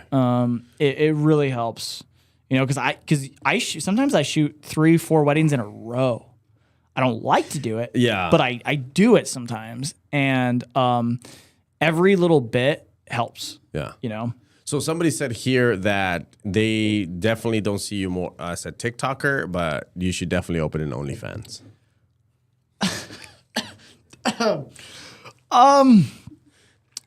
I'm gonna take that as a compliment. That's all I'm gonna say. Take that as a compliment. Oh boy. I bet I could guess who said that. Who? But was it someone named John? No. Okay, then I don't know. That's Scott G. Oh, thank you. All right. I have a couple of images here that let me set up really quick. Sure, yeah, no sweat. In the meantime, I will have a sip of this fine Mexican or Sotol tequila. Right? This is from Sotol, right? No, that's tequila. Sotol and tequila are two different things. Right, I know. I thought we were drinking Sotol. No, we are drinking tequila. Oh, tequila. okay. We were talking about Sotol. We earlier. were, yeah. My apologies. Okay. My apologies. But anyway, you do have a photo. Let's see it. I do. Let's see it. I do have a photo. Up. Oh, man. Guys, this is the time to start sending those questions in, guys. Okay, let's see this. So we actually have this one here in our Hall of Fame, which by the guys, if you ever guys want to come by and visit our headquarters, our ambassadors' images are all over our walls. We're very proud of our ambassador program. And this is one of the images that you had sent, but we didn't print. But I love this image. Yeah, it's a great photo. This is actual fun fact about this image. And let me be clear, I'm not all about awards. That's not my priority. But this is my most award-winning image of all time. And this is the one that you used 2 flashes on this one. I'm assuming there's one behind the couple. Correct. To get that kicker. Yep. And then one to light them. Exactly. Yeah. Exactly. Great images. And See, and was this in Colorado? It was Okay. at a location I shoot at quite often. Technically, it's not a good photo. In my opinion, technically, there's a lot that's wrong with it. I'm not going to point out those flaws. No, let's do that. Because here's the one thing. A lot of photographers, especially when you're starting out or whatever, you see photographers who are successful and stuff like that, and they don't see the negatives. Fair enough. Yeah. You know? And trust me, there's a ton of negatives in images. I have images that are blown out. I have images, you know, and am I going to show that? Absolutely not. Right. You know, I mean, so what you see in a portfolio when we publish is not necessarily everything that we have. This is one of the reasons why I wanted to make these types of shows, these types of, you know, where we can see a little bit more, more of the. So yeah, let's talk a little. What is it that you think that it's not doesn't make this a perfect image? Well, sure. Let's start with the negatives, and then we can talk about the positives. Absolutely. So negatives, it's kind of hard to tell. Like if you're watching, especially if you're watching on a phone or something, like it's hard to tell. But the couple is not tack sharp. They're a little soft. They could be sharper. Was that caused because of the focus? Did they move in the last second? There's a couple things. The lens I was using was not the best lens for this situation. And actually, after I took this photo, it made me realize, okay, I'm gonna get a better lens for this type of situation. Okay. So you learned from it. I did, absolutely. Okay. And part of it too might have been my focus. It might have been just a tad off. So that was the other thing. When I shot this, I actually shot it a little too, was I shoot too warm or too cool? I think I shot this too cool, actually. Yeah, I shot it too cool. And in retrospect, I should have shot it a little bit warmer, so a little bit more warm light on the couple from my flash. And then do you ever fix that in post? I do, and that's exactly what I had to do. Okay. Yeah, so I had to spend a little bit more extra time than I typically would like to do on a photo in post production because anyone who follows me regularly knows I hate editing photos. I like to get it as perfect off the camera as I can. So just because I have other things to do in life, like go driving my S2000 up the mountain, or go fishing, or go paddleboarding, or play with my dog Liam, or whatever the case may be. Your dog's name is Liam? Yeah, you knew that. His full name, because I know he shares the same name as your son. That's my son. That's right. That's right. Yeah. But actually, his full name's Liam Neeson. Yeah. Like the actor. Okay. But we'll get into that in a minute. Yeah. But and then other than that, I would have probably liked it. I would prefer to have a little bit more detail in the foreground. Those are the things. Those are the negatives. There's more positives to this image than the negatives, but those are the things I wish in retrospect I could have done a little bit better. Okay. And I actually kind of tried to recreate the shot early again this summer, and I did a much better job. Okay. All right. But it wasn't as effective because. So let's we've already talked about that. On that. So let's talk about what is it that you do like? What are the positives? So one of the big things I've learned from over the years from submitting photos to competitions, the number one most important thing that in a photo competition is what this photo achieves, and that is dramatic effect. Okay. And I feel like when you see this photo, humble brag, when you see this photo, it hits you immediately that it's dramatic, and for the reason because they're almost like walking up into the Milky Way, into the stairway to heaven, so to speak. It's true, but I know, but it's true though. Like they're walking up into the Milky Way. I think that's so cool. No, I'm not even laughing at that. I'm laughing at some of the comments because Esteban just logged in on there. God. But absolutely, and it is a very impactful image. Yeah, it's one of my favorite images of you. Impact. That's super. The one thing that I was so is that Saturn? So I actually originally thought it might have been, but then my colleague Jeff, who's been commenting, who I did the astrophotography workshop with, that's right. He said no, that's actually that's the Andromeda Galaxy. Oh, okay. So there you go. And I think David mentioned, there it is. Something about there it is. I've never noticed Saturn. Yeah. So that it was the Andromeda Galaxy. Yeah, it is. Okay. But anyway, that's actually pretty sick. That's until now. It was. I hadn't seen it. It was a happy mistake.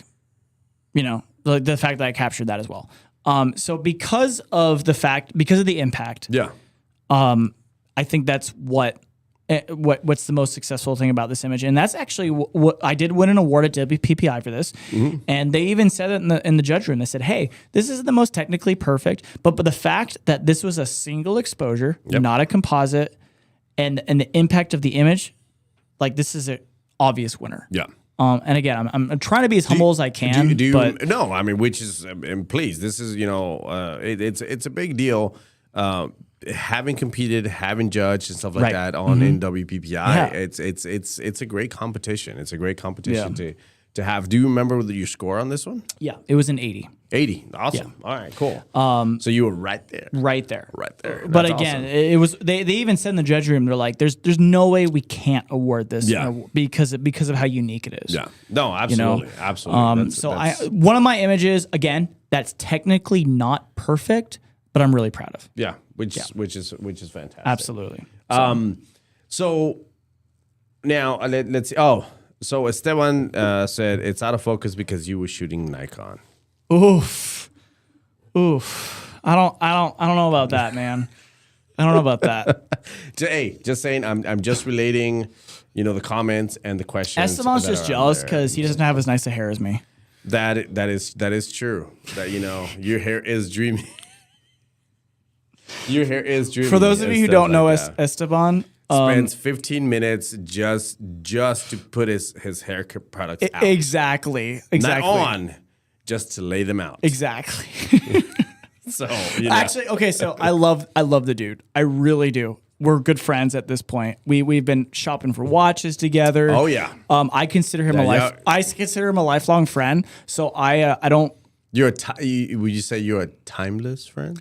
Like this guy, we can be friends. This is why we're friends. I remember though the first time I saw him, I kind of did one of these. Who's this tryhard with the fancy hair? And I remember the first time we met too. Oh man! But no, honestly, super cool dude, great photographer. Absolutely. Yeah, he's been a good friend. Yeah. Great, I love you, Esteban. So. Oh, by the way, one thing you should know about me: when I drink a lot, I get really lovey, really. I'm so glad we have a table between us. Just saying. Fair enough. I mean, there is under the table. So that is true. You have been playing footsie with me for the last 20 minutes. That's true. I know you've been enjoying it because you haven't said anything. I know, but that's why I was like, but you have to bring it up. So Esteban says, "Wow, love you too, bud." Oh, I was oh, now I'm jealous because he only says that to me. Really? Yeah. This is actually the first time I've ever seen say that. All right. All right. Moving on. Going on to the moving on, to the next. We got more stuff to talk about. Yeah, William Ursa says, "What's up, Sean?" Yo, so, guys, keep giving those questions. Again, dude, we're an hour and 40 minutes in. Yeah, I know. We got some more topics I know that we need to talk about too. Absolutely, so I want to get to those. But let's talk a little bit. Are you a big reader? Are you more into movies? Yeah, that's actually a good question. I'm not into reading. Okay. I've never been diagnosed officially with it. I would not be surprised if I took a test, I would show up as being ADD or something, or ADHD is what they're calling it now. I have a really hard time focusing on certain tasks. Okay. And reading is just one of those things. I did actually a lot when I was younger. I did a ton when I was younger, before I was 18. Okay. And I have a hard time sitting. You found girls. That's also true, actually. Yeah. Huh. Never really thought of it that way. Yeah. But anyway, yes. So I don't read a lot. Okay. With the exception of blogs and that kind of content, relevant content. Wait, blogs are still around? I mean, just short, articles. Okay. Yeah, content that's going to help advance me in specific areas. Okay. But reading a book is really hard for me. Okay. So I don't do a lot of reading. Mm. Yeah. All right. Well, fair enough. Yeah. So you live in Colorado. Yes. So you guys get seasons. Of course. Here in Texas, we do not. We basically have hot, sometimes hotter, and sometimes you know what? Dude, the weather was so nice today. Yeah, it was a brisk 55 degrees. Oh man. No, it was 63 today. Dude, that's nice. It was 63. That's nice weather. Yeah. I'm stoked on that. I was last week or the week before it was 19. Right. You know, last year the entire state froze. You know, it's like literally froze. We won't get into that, but you know, fair enough. What's your favorite season? Fall. The fall. Okay, is it just because of the color changes, or what? Why is fall your favorite season? Many reasons. Give me your top reason. I'll give you the top 3. Okay. Okay, because top 3. because they're quick. All right. Okay. The colors. Okay. The weather is moderate, Okay. and then really good fishing / boost season for your car enthusiasts out there. Oh, okay. Yeah. I heard something completely different. Boost season. Yeah. Boost. Yeah. I was like, really in the fall? Oh, there. Cool. I know what you thought I said, but that's not what I said. So, you know what? I want to talk about fishing. Let's talk about. Sure. I'm not a fisherman. Absolutely. Let's talk about it. As a matter of fact, my brother, fishes more than I do. Sure. I don't have the patience for it. A lot of people do ask me about, have you ever tried fishing? I've tried it. I've given it a try. But not only do you just regular fish, but you like ice fish. Yeah. Yeah. So why? So I'll be honest with you. A big reason why I ice fish is because this time of year is my slow season. Okay. So I don't have as much. I have more time now during this time of year to fish than I would in October when it's peak wedding season for me in Colorado. So,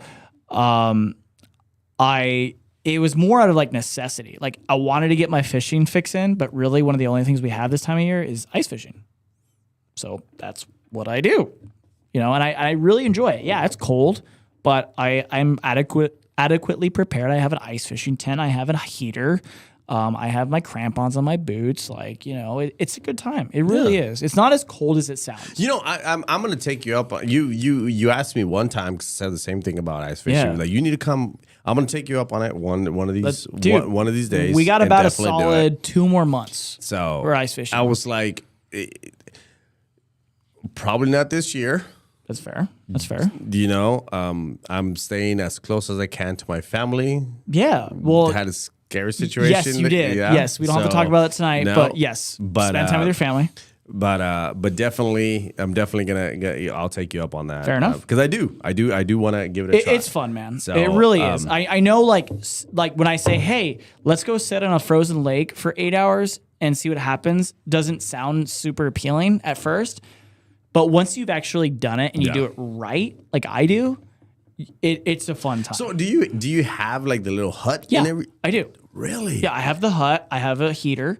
So, and dude, when you're sitting in the hut with the heater going, you can wear what I'm wearing right now, and you'll be chilling. Man, that's cool. Okay, yeah. I definitely gonna want to give that a try. Yeah. That sounds cool. Yeah. Steven's making fun of me. He says, "Wow, Idam, what a riveting question. So you live in Colorado. You have seasons." We do. Yeah, I should host it tonight. Yeah, go to hell, Steven. Hey, you know what? I will say this: I'm holding my liquor better than he is. So. Oh, burn. Oh, burn. True that. Yeah. There it is. Actually, yeah. how are we doing this bottle? It's. You know what? We're gonna kill this tonight. Yeah. YOLO, as the kids say. Yeah. Yeah. Hashtag. Oh, you need some. Well, kill that, and we'll get that going. Now Esteban got in my head. Now I'm That's trying okay. to read. That's okay. Okay, so he tends to do that. Yeah. So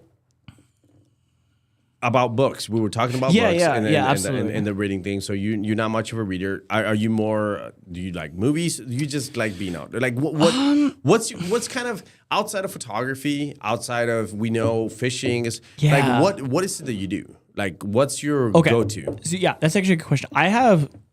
Here are my main passions outside of photography. Obviously, photography number 1, fishing, cars, and watches. No, actually, watches is. I really enjoy it, but it's not a main passion of mine. So, fishing, cars, music. Because you're a DJ, right? Exactly. Which Teshron does as well. I know. Yeah. And we were talking about it a little bit earlier, and that's super awesome. Those are actually my 3 main ones, and then I have like a bunch of other like hobbies like Star Wars lore. I am a massive Star Wars, and that's something like that's something we really bonded over as well. Yes. I can talk.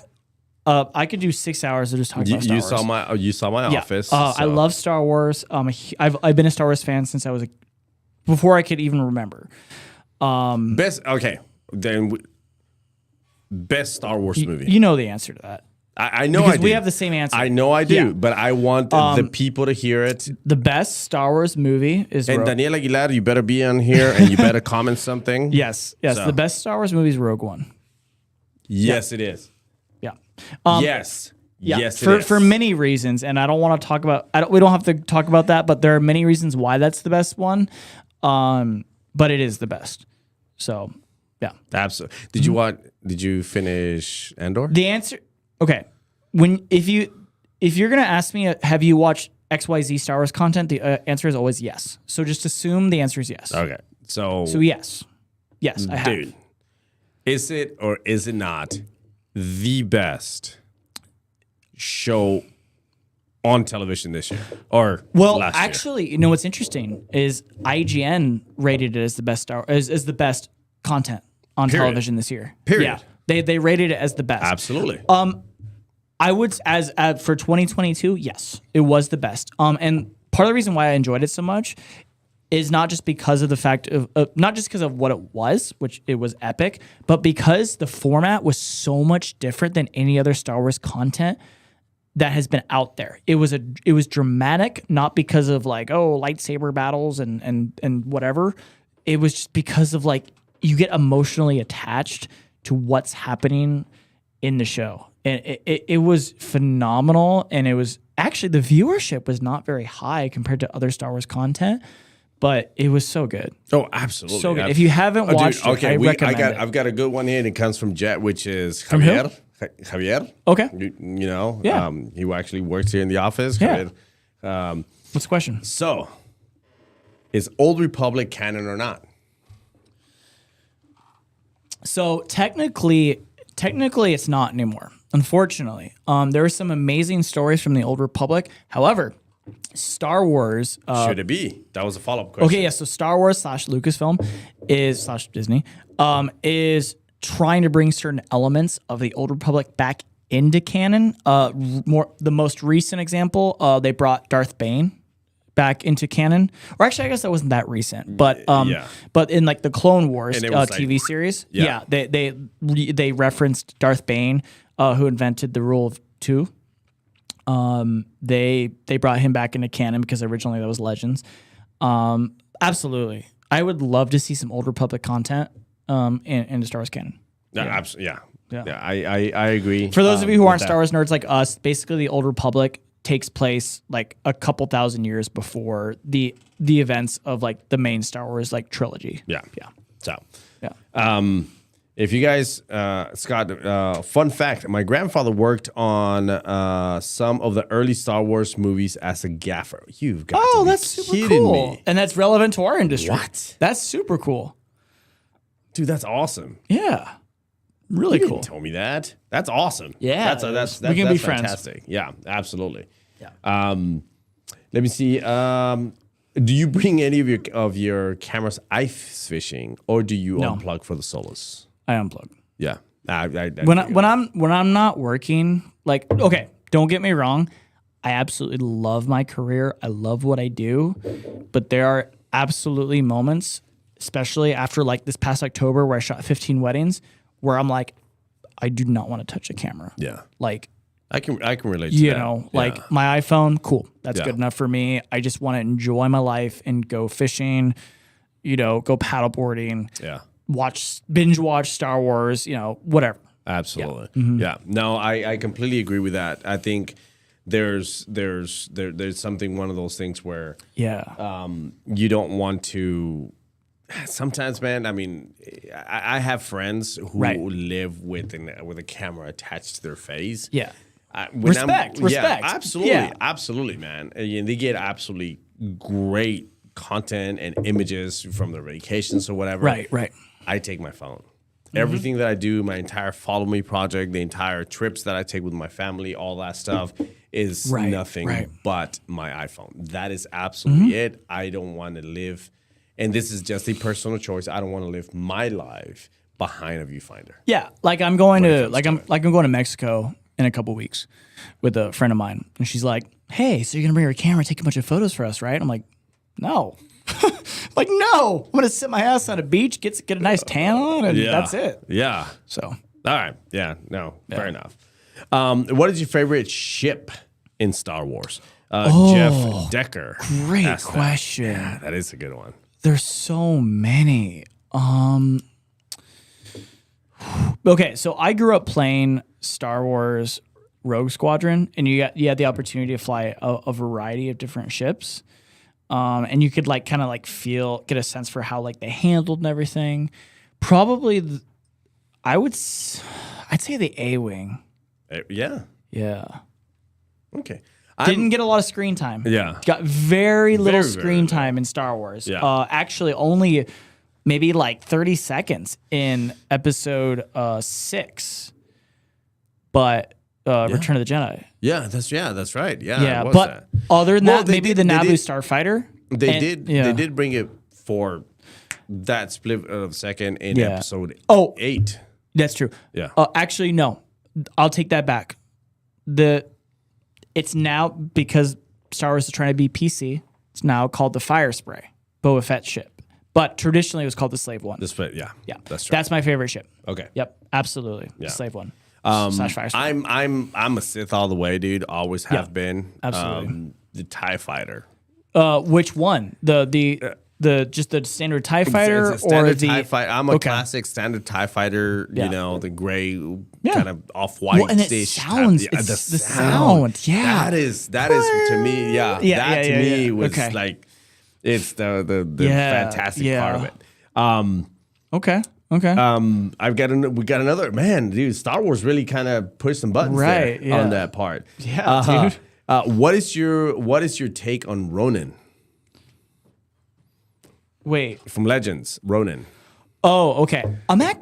So I am familiar with this character, but I don't know a lot about it. So I absolutely loved it when Legends came out with that episode, dude.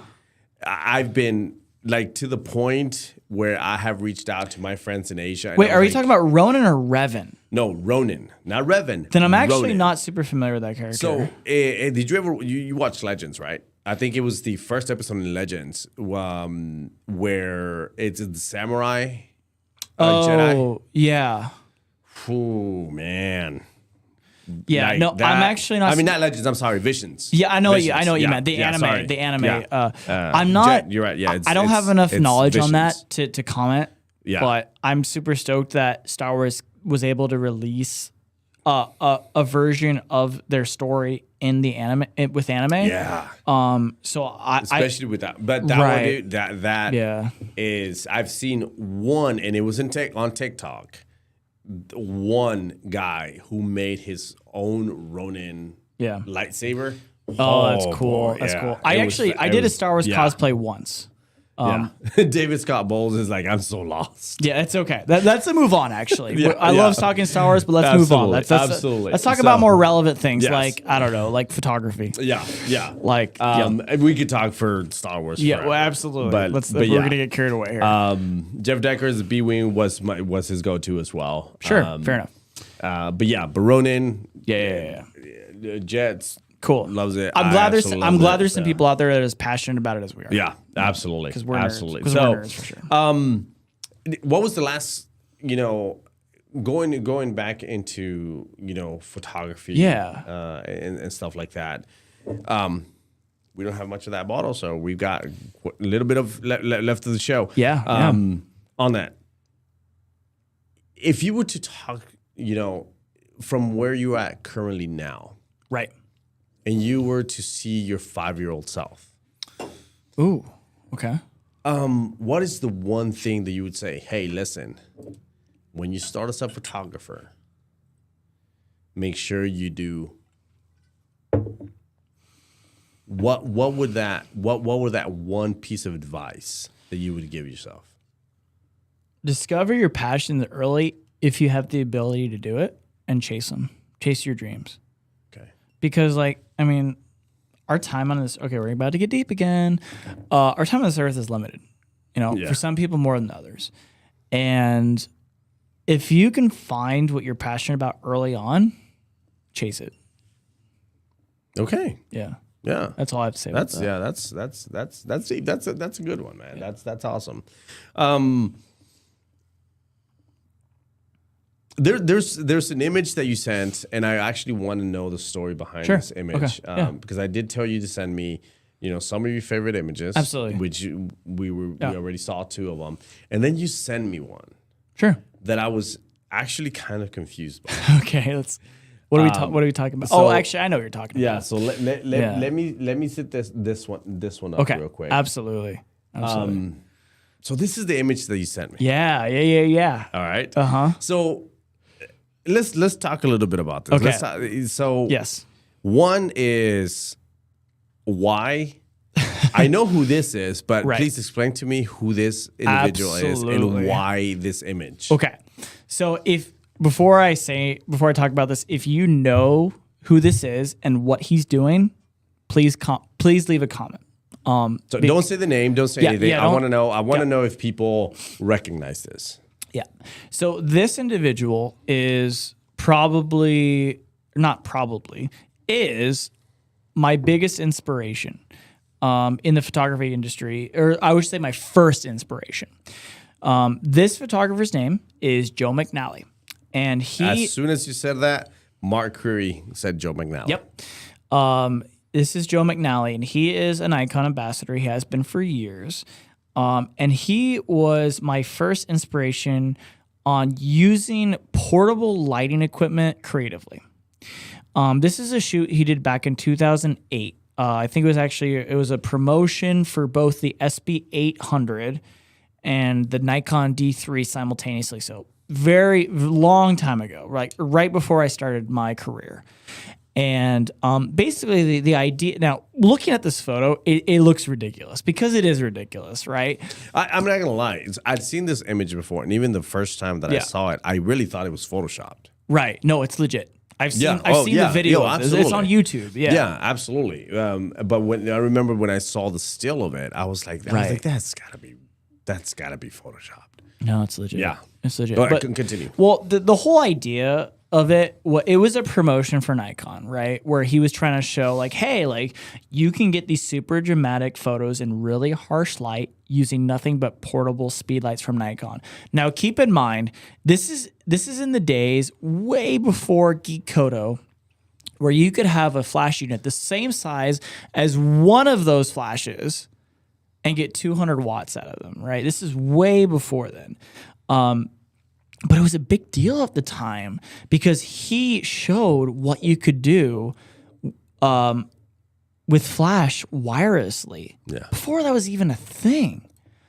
So this was a huge inspiration for photographers like me who love shooting in the mountains and in nature, because you can have the portability of studio equipment and studio flash equipment in at 10,000 feet above sea level, while still getting studio quality images.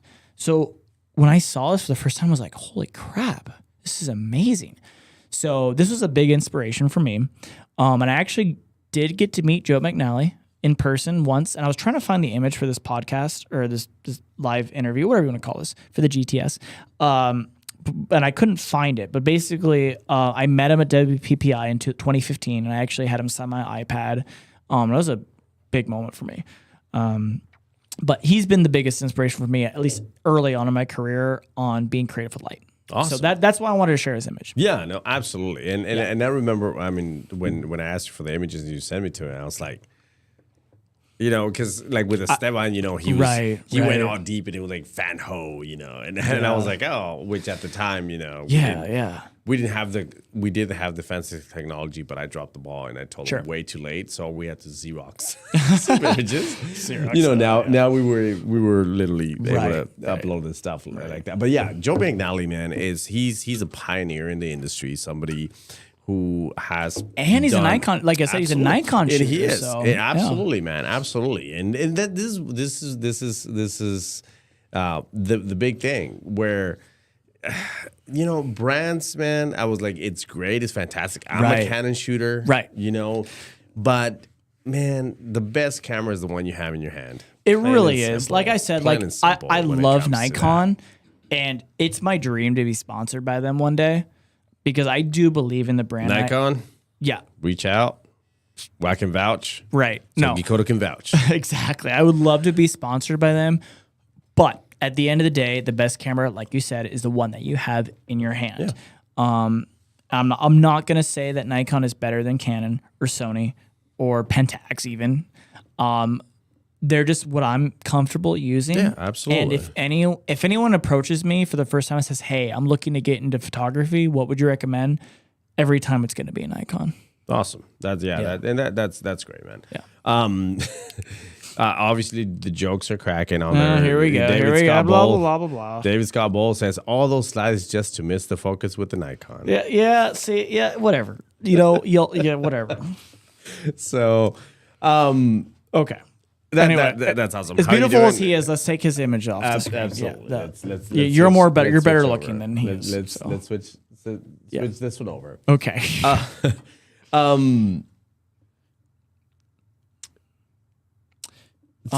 you know what I would like to talk about? What's up? I'd like to talk about my upcoming workshop. Can we talk about that? Absolutely. Yeah.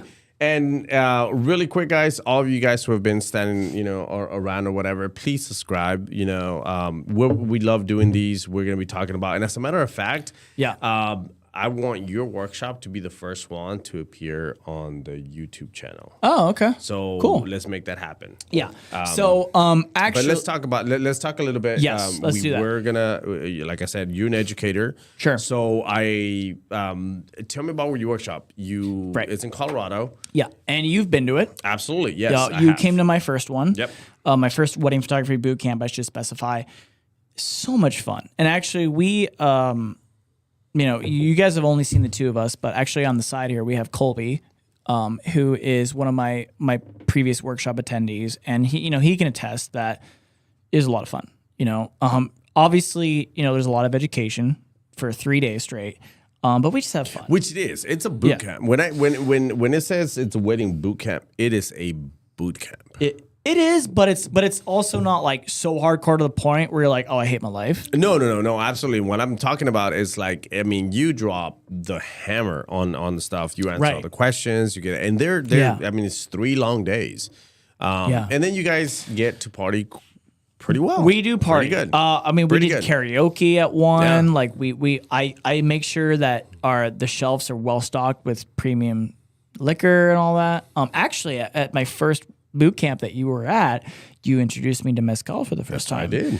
And I was really impressed by that because you didn't have it with you. We just went to the store to see what was available, and you were able to find something that lived up to your standards. And I was extremely impressed. I tried to impress a girl once with some mezcal. I remember because you texted me. Yeah, it didn't work though, fortunately. But that's You texted me. I was like, dude, what is this? Yeah, and right. what can I say about it? yeah, exactly. So yes, you have it stocked, but tell me a little bit more. So, how do you design? Absolutely. Your workshops. What type of photographers are? Do you need somebody? Let's say for example, somebody who just started in the industry. Sure. Can they attend the workshop? Absolutely. Yeah. I do. Okay, so I do preface it by saying, hey, if you're going to attend my workshop, this isn't for someone who just picked up a camera. You should have some knowledge. This workshop is for people who want to get serious about their photography and or want to make this their career, right? So I do appeal to both. I appeal to the serious hobbyists and to the people who are trying to make this their career. So with my specific wedding photography boot camp, it's 2 days of education as far as creative lighting is concerned, how to get more creative with your photographs, and then another day of the business side of things, because you know, you could be the most creative photographer in the world, but if you don't know how to run a business, you're not going to be successful. So I try to play on both of those aspects, right? And that's something I'm kind of particularly proud of at least with my success, is I don't consider myself the most creative photographer in the world. I also don't consider myself the most business savvy person in the world, but combining those two, I feel like I have a really good middle ground and I can do both of those pretty well. And that's something I'm trying to teach my students, right? Is how you can have that creative outlet and make a pretty good amount of money doing it too. So in your workshops, it's obviously lighting heavy. It is on that. Right. What other topics do you touch on? Just generally like client experience, for example, we talked about a little bit earlier, like how to create the best experience for your clients so you can get repeat clients and how you can scale your photography business and be successful with it. But just in general, just not only being a creative photographer, but being able to deliver an amazing experience to your clients. So this isn't just something this isn't just something that's like a hobby, but it's something that you can turn into a reputable business. Awesome. Yeah. All right. So really quick, one way that they can register for it is actually we have a link directly from our website. Oh, okay. That's awesome. I didn't realize that. Yeah. That's cool. And also, if you want to tell them the website, It's really quick. Yeah, it's SeanLara.com/workshop. Super simple to register. And actually, I am running a promotion starting Monday. $100 gets you in the workshop. Perfect. That's so it. It's $100 down. Yeah, I mean there obviously is a workshop fee Yeah. that needs to be paid in full before the workshop date. But if you're like, I just spent a ton of money on Christmas presents and I'm a little light on cash right now, but I really want to attend this workshop. If you have $100, which I feel like most people do, $100 gets you in the workshop, reserves your spot, you're set. Okay. Yeah. Fantastic. That's great. And of course, they'll be able to test all of the Geekoto gear in there and stuff like that. I want to say thank you so much for sponsoring the workshop. We will have a bunch of Geekoto GT200 flashes there for you guys to test out. Those are what I use in all my photography. It's all I use actually nowadays with my wedding and portrait photography. Okay. Even if you're like, you know what, like I'm not like super big on weddings or whatever, but I really want to use Geekoto flashes, perfect opportunity for you to test them out. Yeah, absolutely. And absolutely. Another fun thing about the workshop, all the meals are paid for. Like dude, okay, so when I went, right, I was like, "Your dad's chef," and he's coming back. He's coming back. Is he really? Yes. Okay, awesome. So I remember I was there, and I was like, yeah, I'm just with that alone, yeah. He's coming back, dude. So awesome. my dad's a professional chef, for you guys who don't know, and he has graciously decided to donate his time to cook for us. So I hope you can come to this next one. I will do. Because my dad is legit. Like, I know. That's another one of my. Yeah, that's another one of my. It's not a passion of mine, but it's something I enjoy. Like, I have passions, and then I have things that I enjoy. Yeah. Right, and cooking's one of the things I enjoy, and I got that from my dad. That's awesome. And he is coming, and he's Mexican. He's full Mexican. Yes, he is. I remember we had a great conversation. Yep, he's full Mexican. So, like, if you guys like Mexican food or just cuisine in general, like, well, he cooked everything. It was Italian, Mexican. I think he had some influence of like French food and some of the stuff that he had. I was like, what? Yeah, so, absolutely. He's a great chef. Yeah, I can attest to that because I was there, on your very first workshop when it happened. Right, yeah. Stuff like that. We've got let's see it's here. John H says I attended Sean's wedding boot camp. It was outstanding. I learned so much. It was a blast. The meals were great. The drinks were great. The other attendees were totally cool. That's very true. We actually the wax workshop, which Colby was at. Really great group of people, and I can't speak for Colby, or any of the other workshop attendees, but I think they Colby, made do me a favor. Stand up really quick. I'm gonna pass the mic over to Colby right over here. And you can pimp out the workshop and talk a little bit. Okay, so went to the workshop. I think I was maybe barely a year into flash photography, and so my first time seeing like flash photography was one of Sean's photos. The first photo that y'all posted on the podcast, and so at the workshop, Sean went over a lot of stuff like how he does his. One of the best things was he set up an actual reception for us to take photos at, get experience. We were able to work with actual models. And then the last day alone, just the business aspect, Sean showed us like how to work from the moment the client contacts you all the way to the wedding day. And that information, how to do your website, it was a very fun experience, very educational. And I've actually booked more weddings since I took his workshop. I have a wedding this Sunday. And so the same stuff that I learned at the workshop, I'm going to be doing on the wedding on Sunday. That's awesome, man. Thank you. Appreciate that. So now you can actually, Yeah. No, So, I mean, and we didn't, and to be transparent, we didn't bring him here just to talk about that. No, like, actually, he's just in the area. He found out. So you're from Dallas, right? You're in the DFW area. We're based in Grand Prairie, which is the DFW area. He knew you were coming. He reached out, and you were in here. So yeah, absolutely. He wasn't planted. We didn't. I was like, I don't think you paid him. No. I'm not about that life. But I'm glad he was here. But anyway, long story short, it's a great opportunity for anyone who's interested in just continuing their photography education and someone who wants to get serious about turning their passion into a career. Absolutely. Good. Great to hear, man. Yeah. Listen, man, I think we're almost done with this model. Let's go ahead and finish it off. I'm done. I can't do anymore. I'm tapping out officially. But wow, look at that, dude. Oh my God.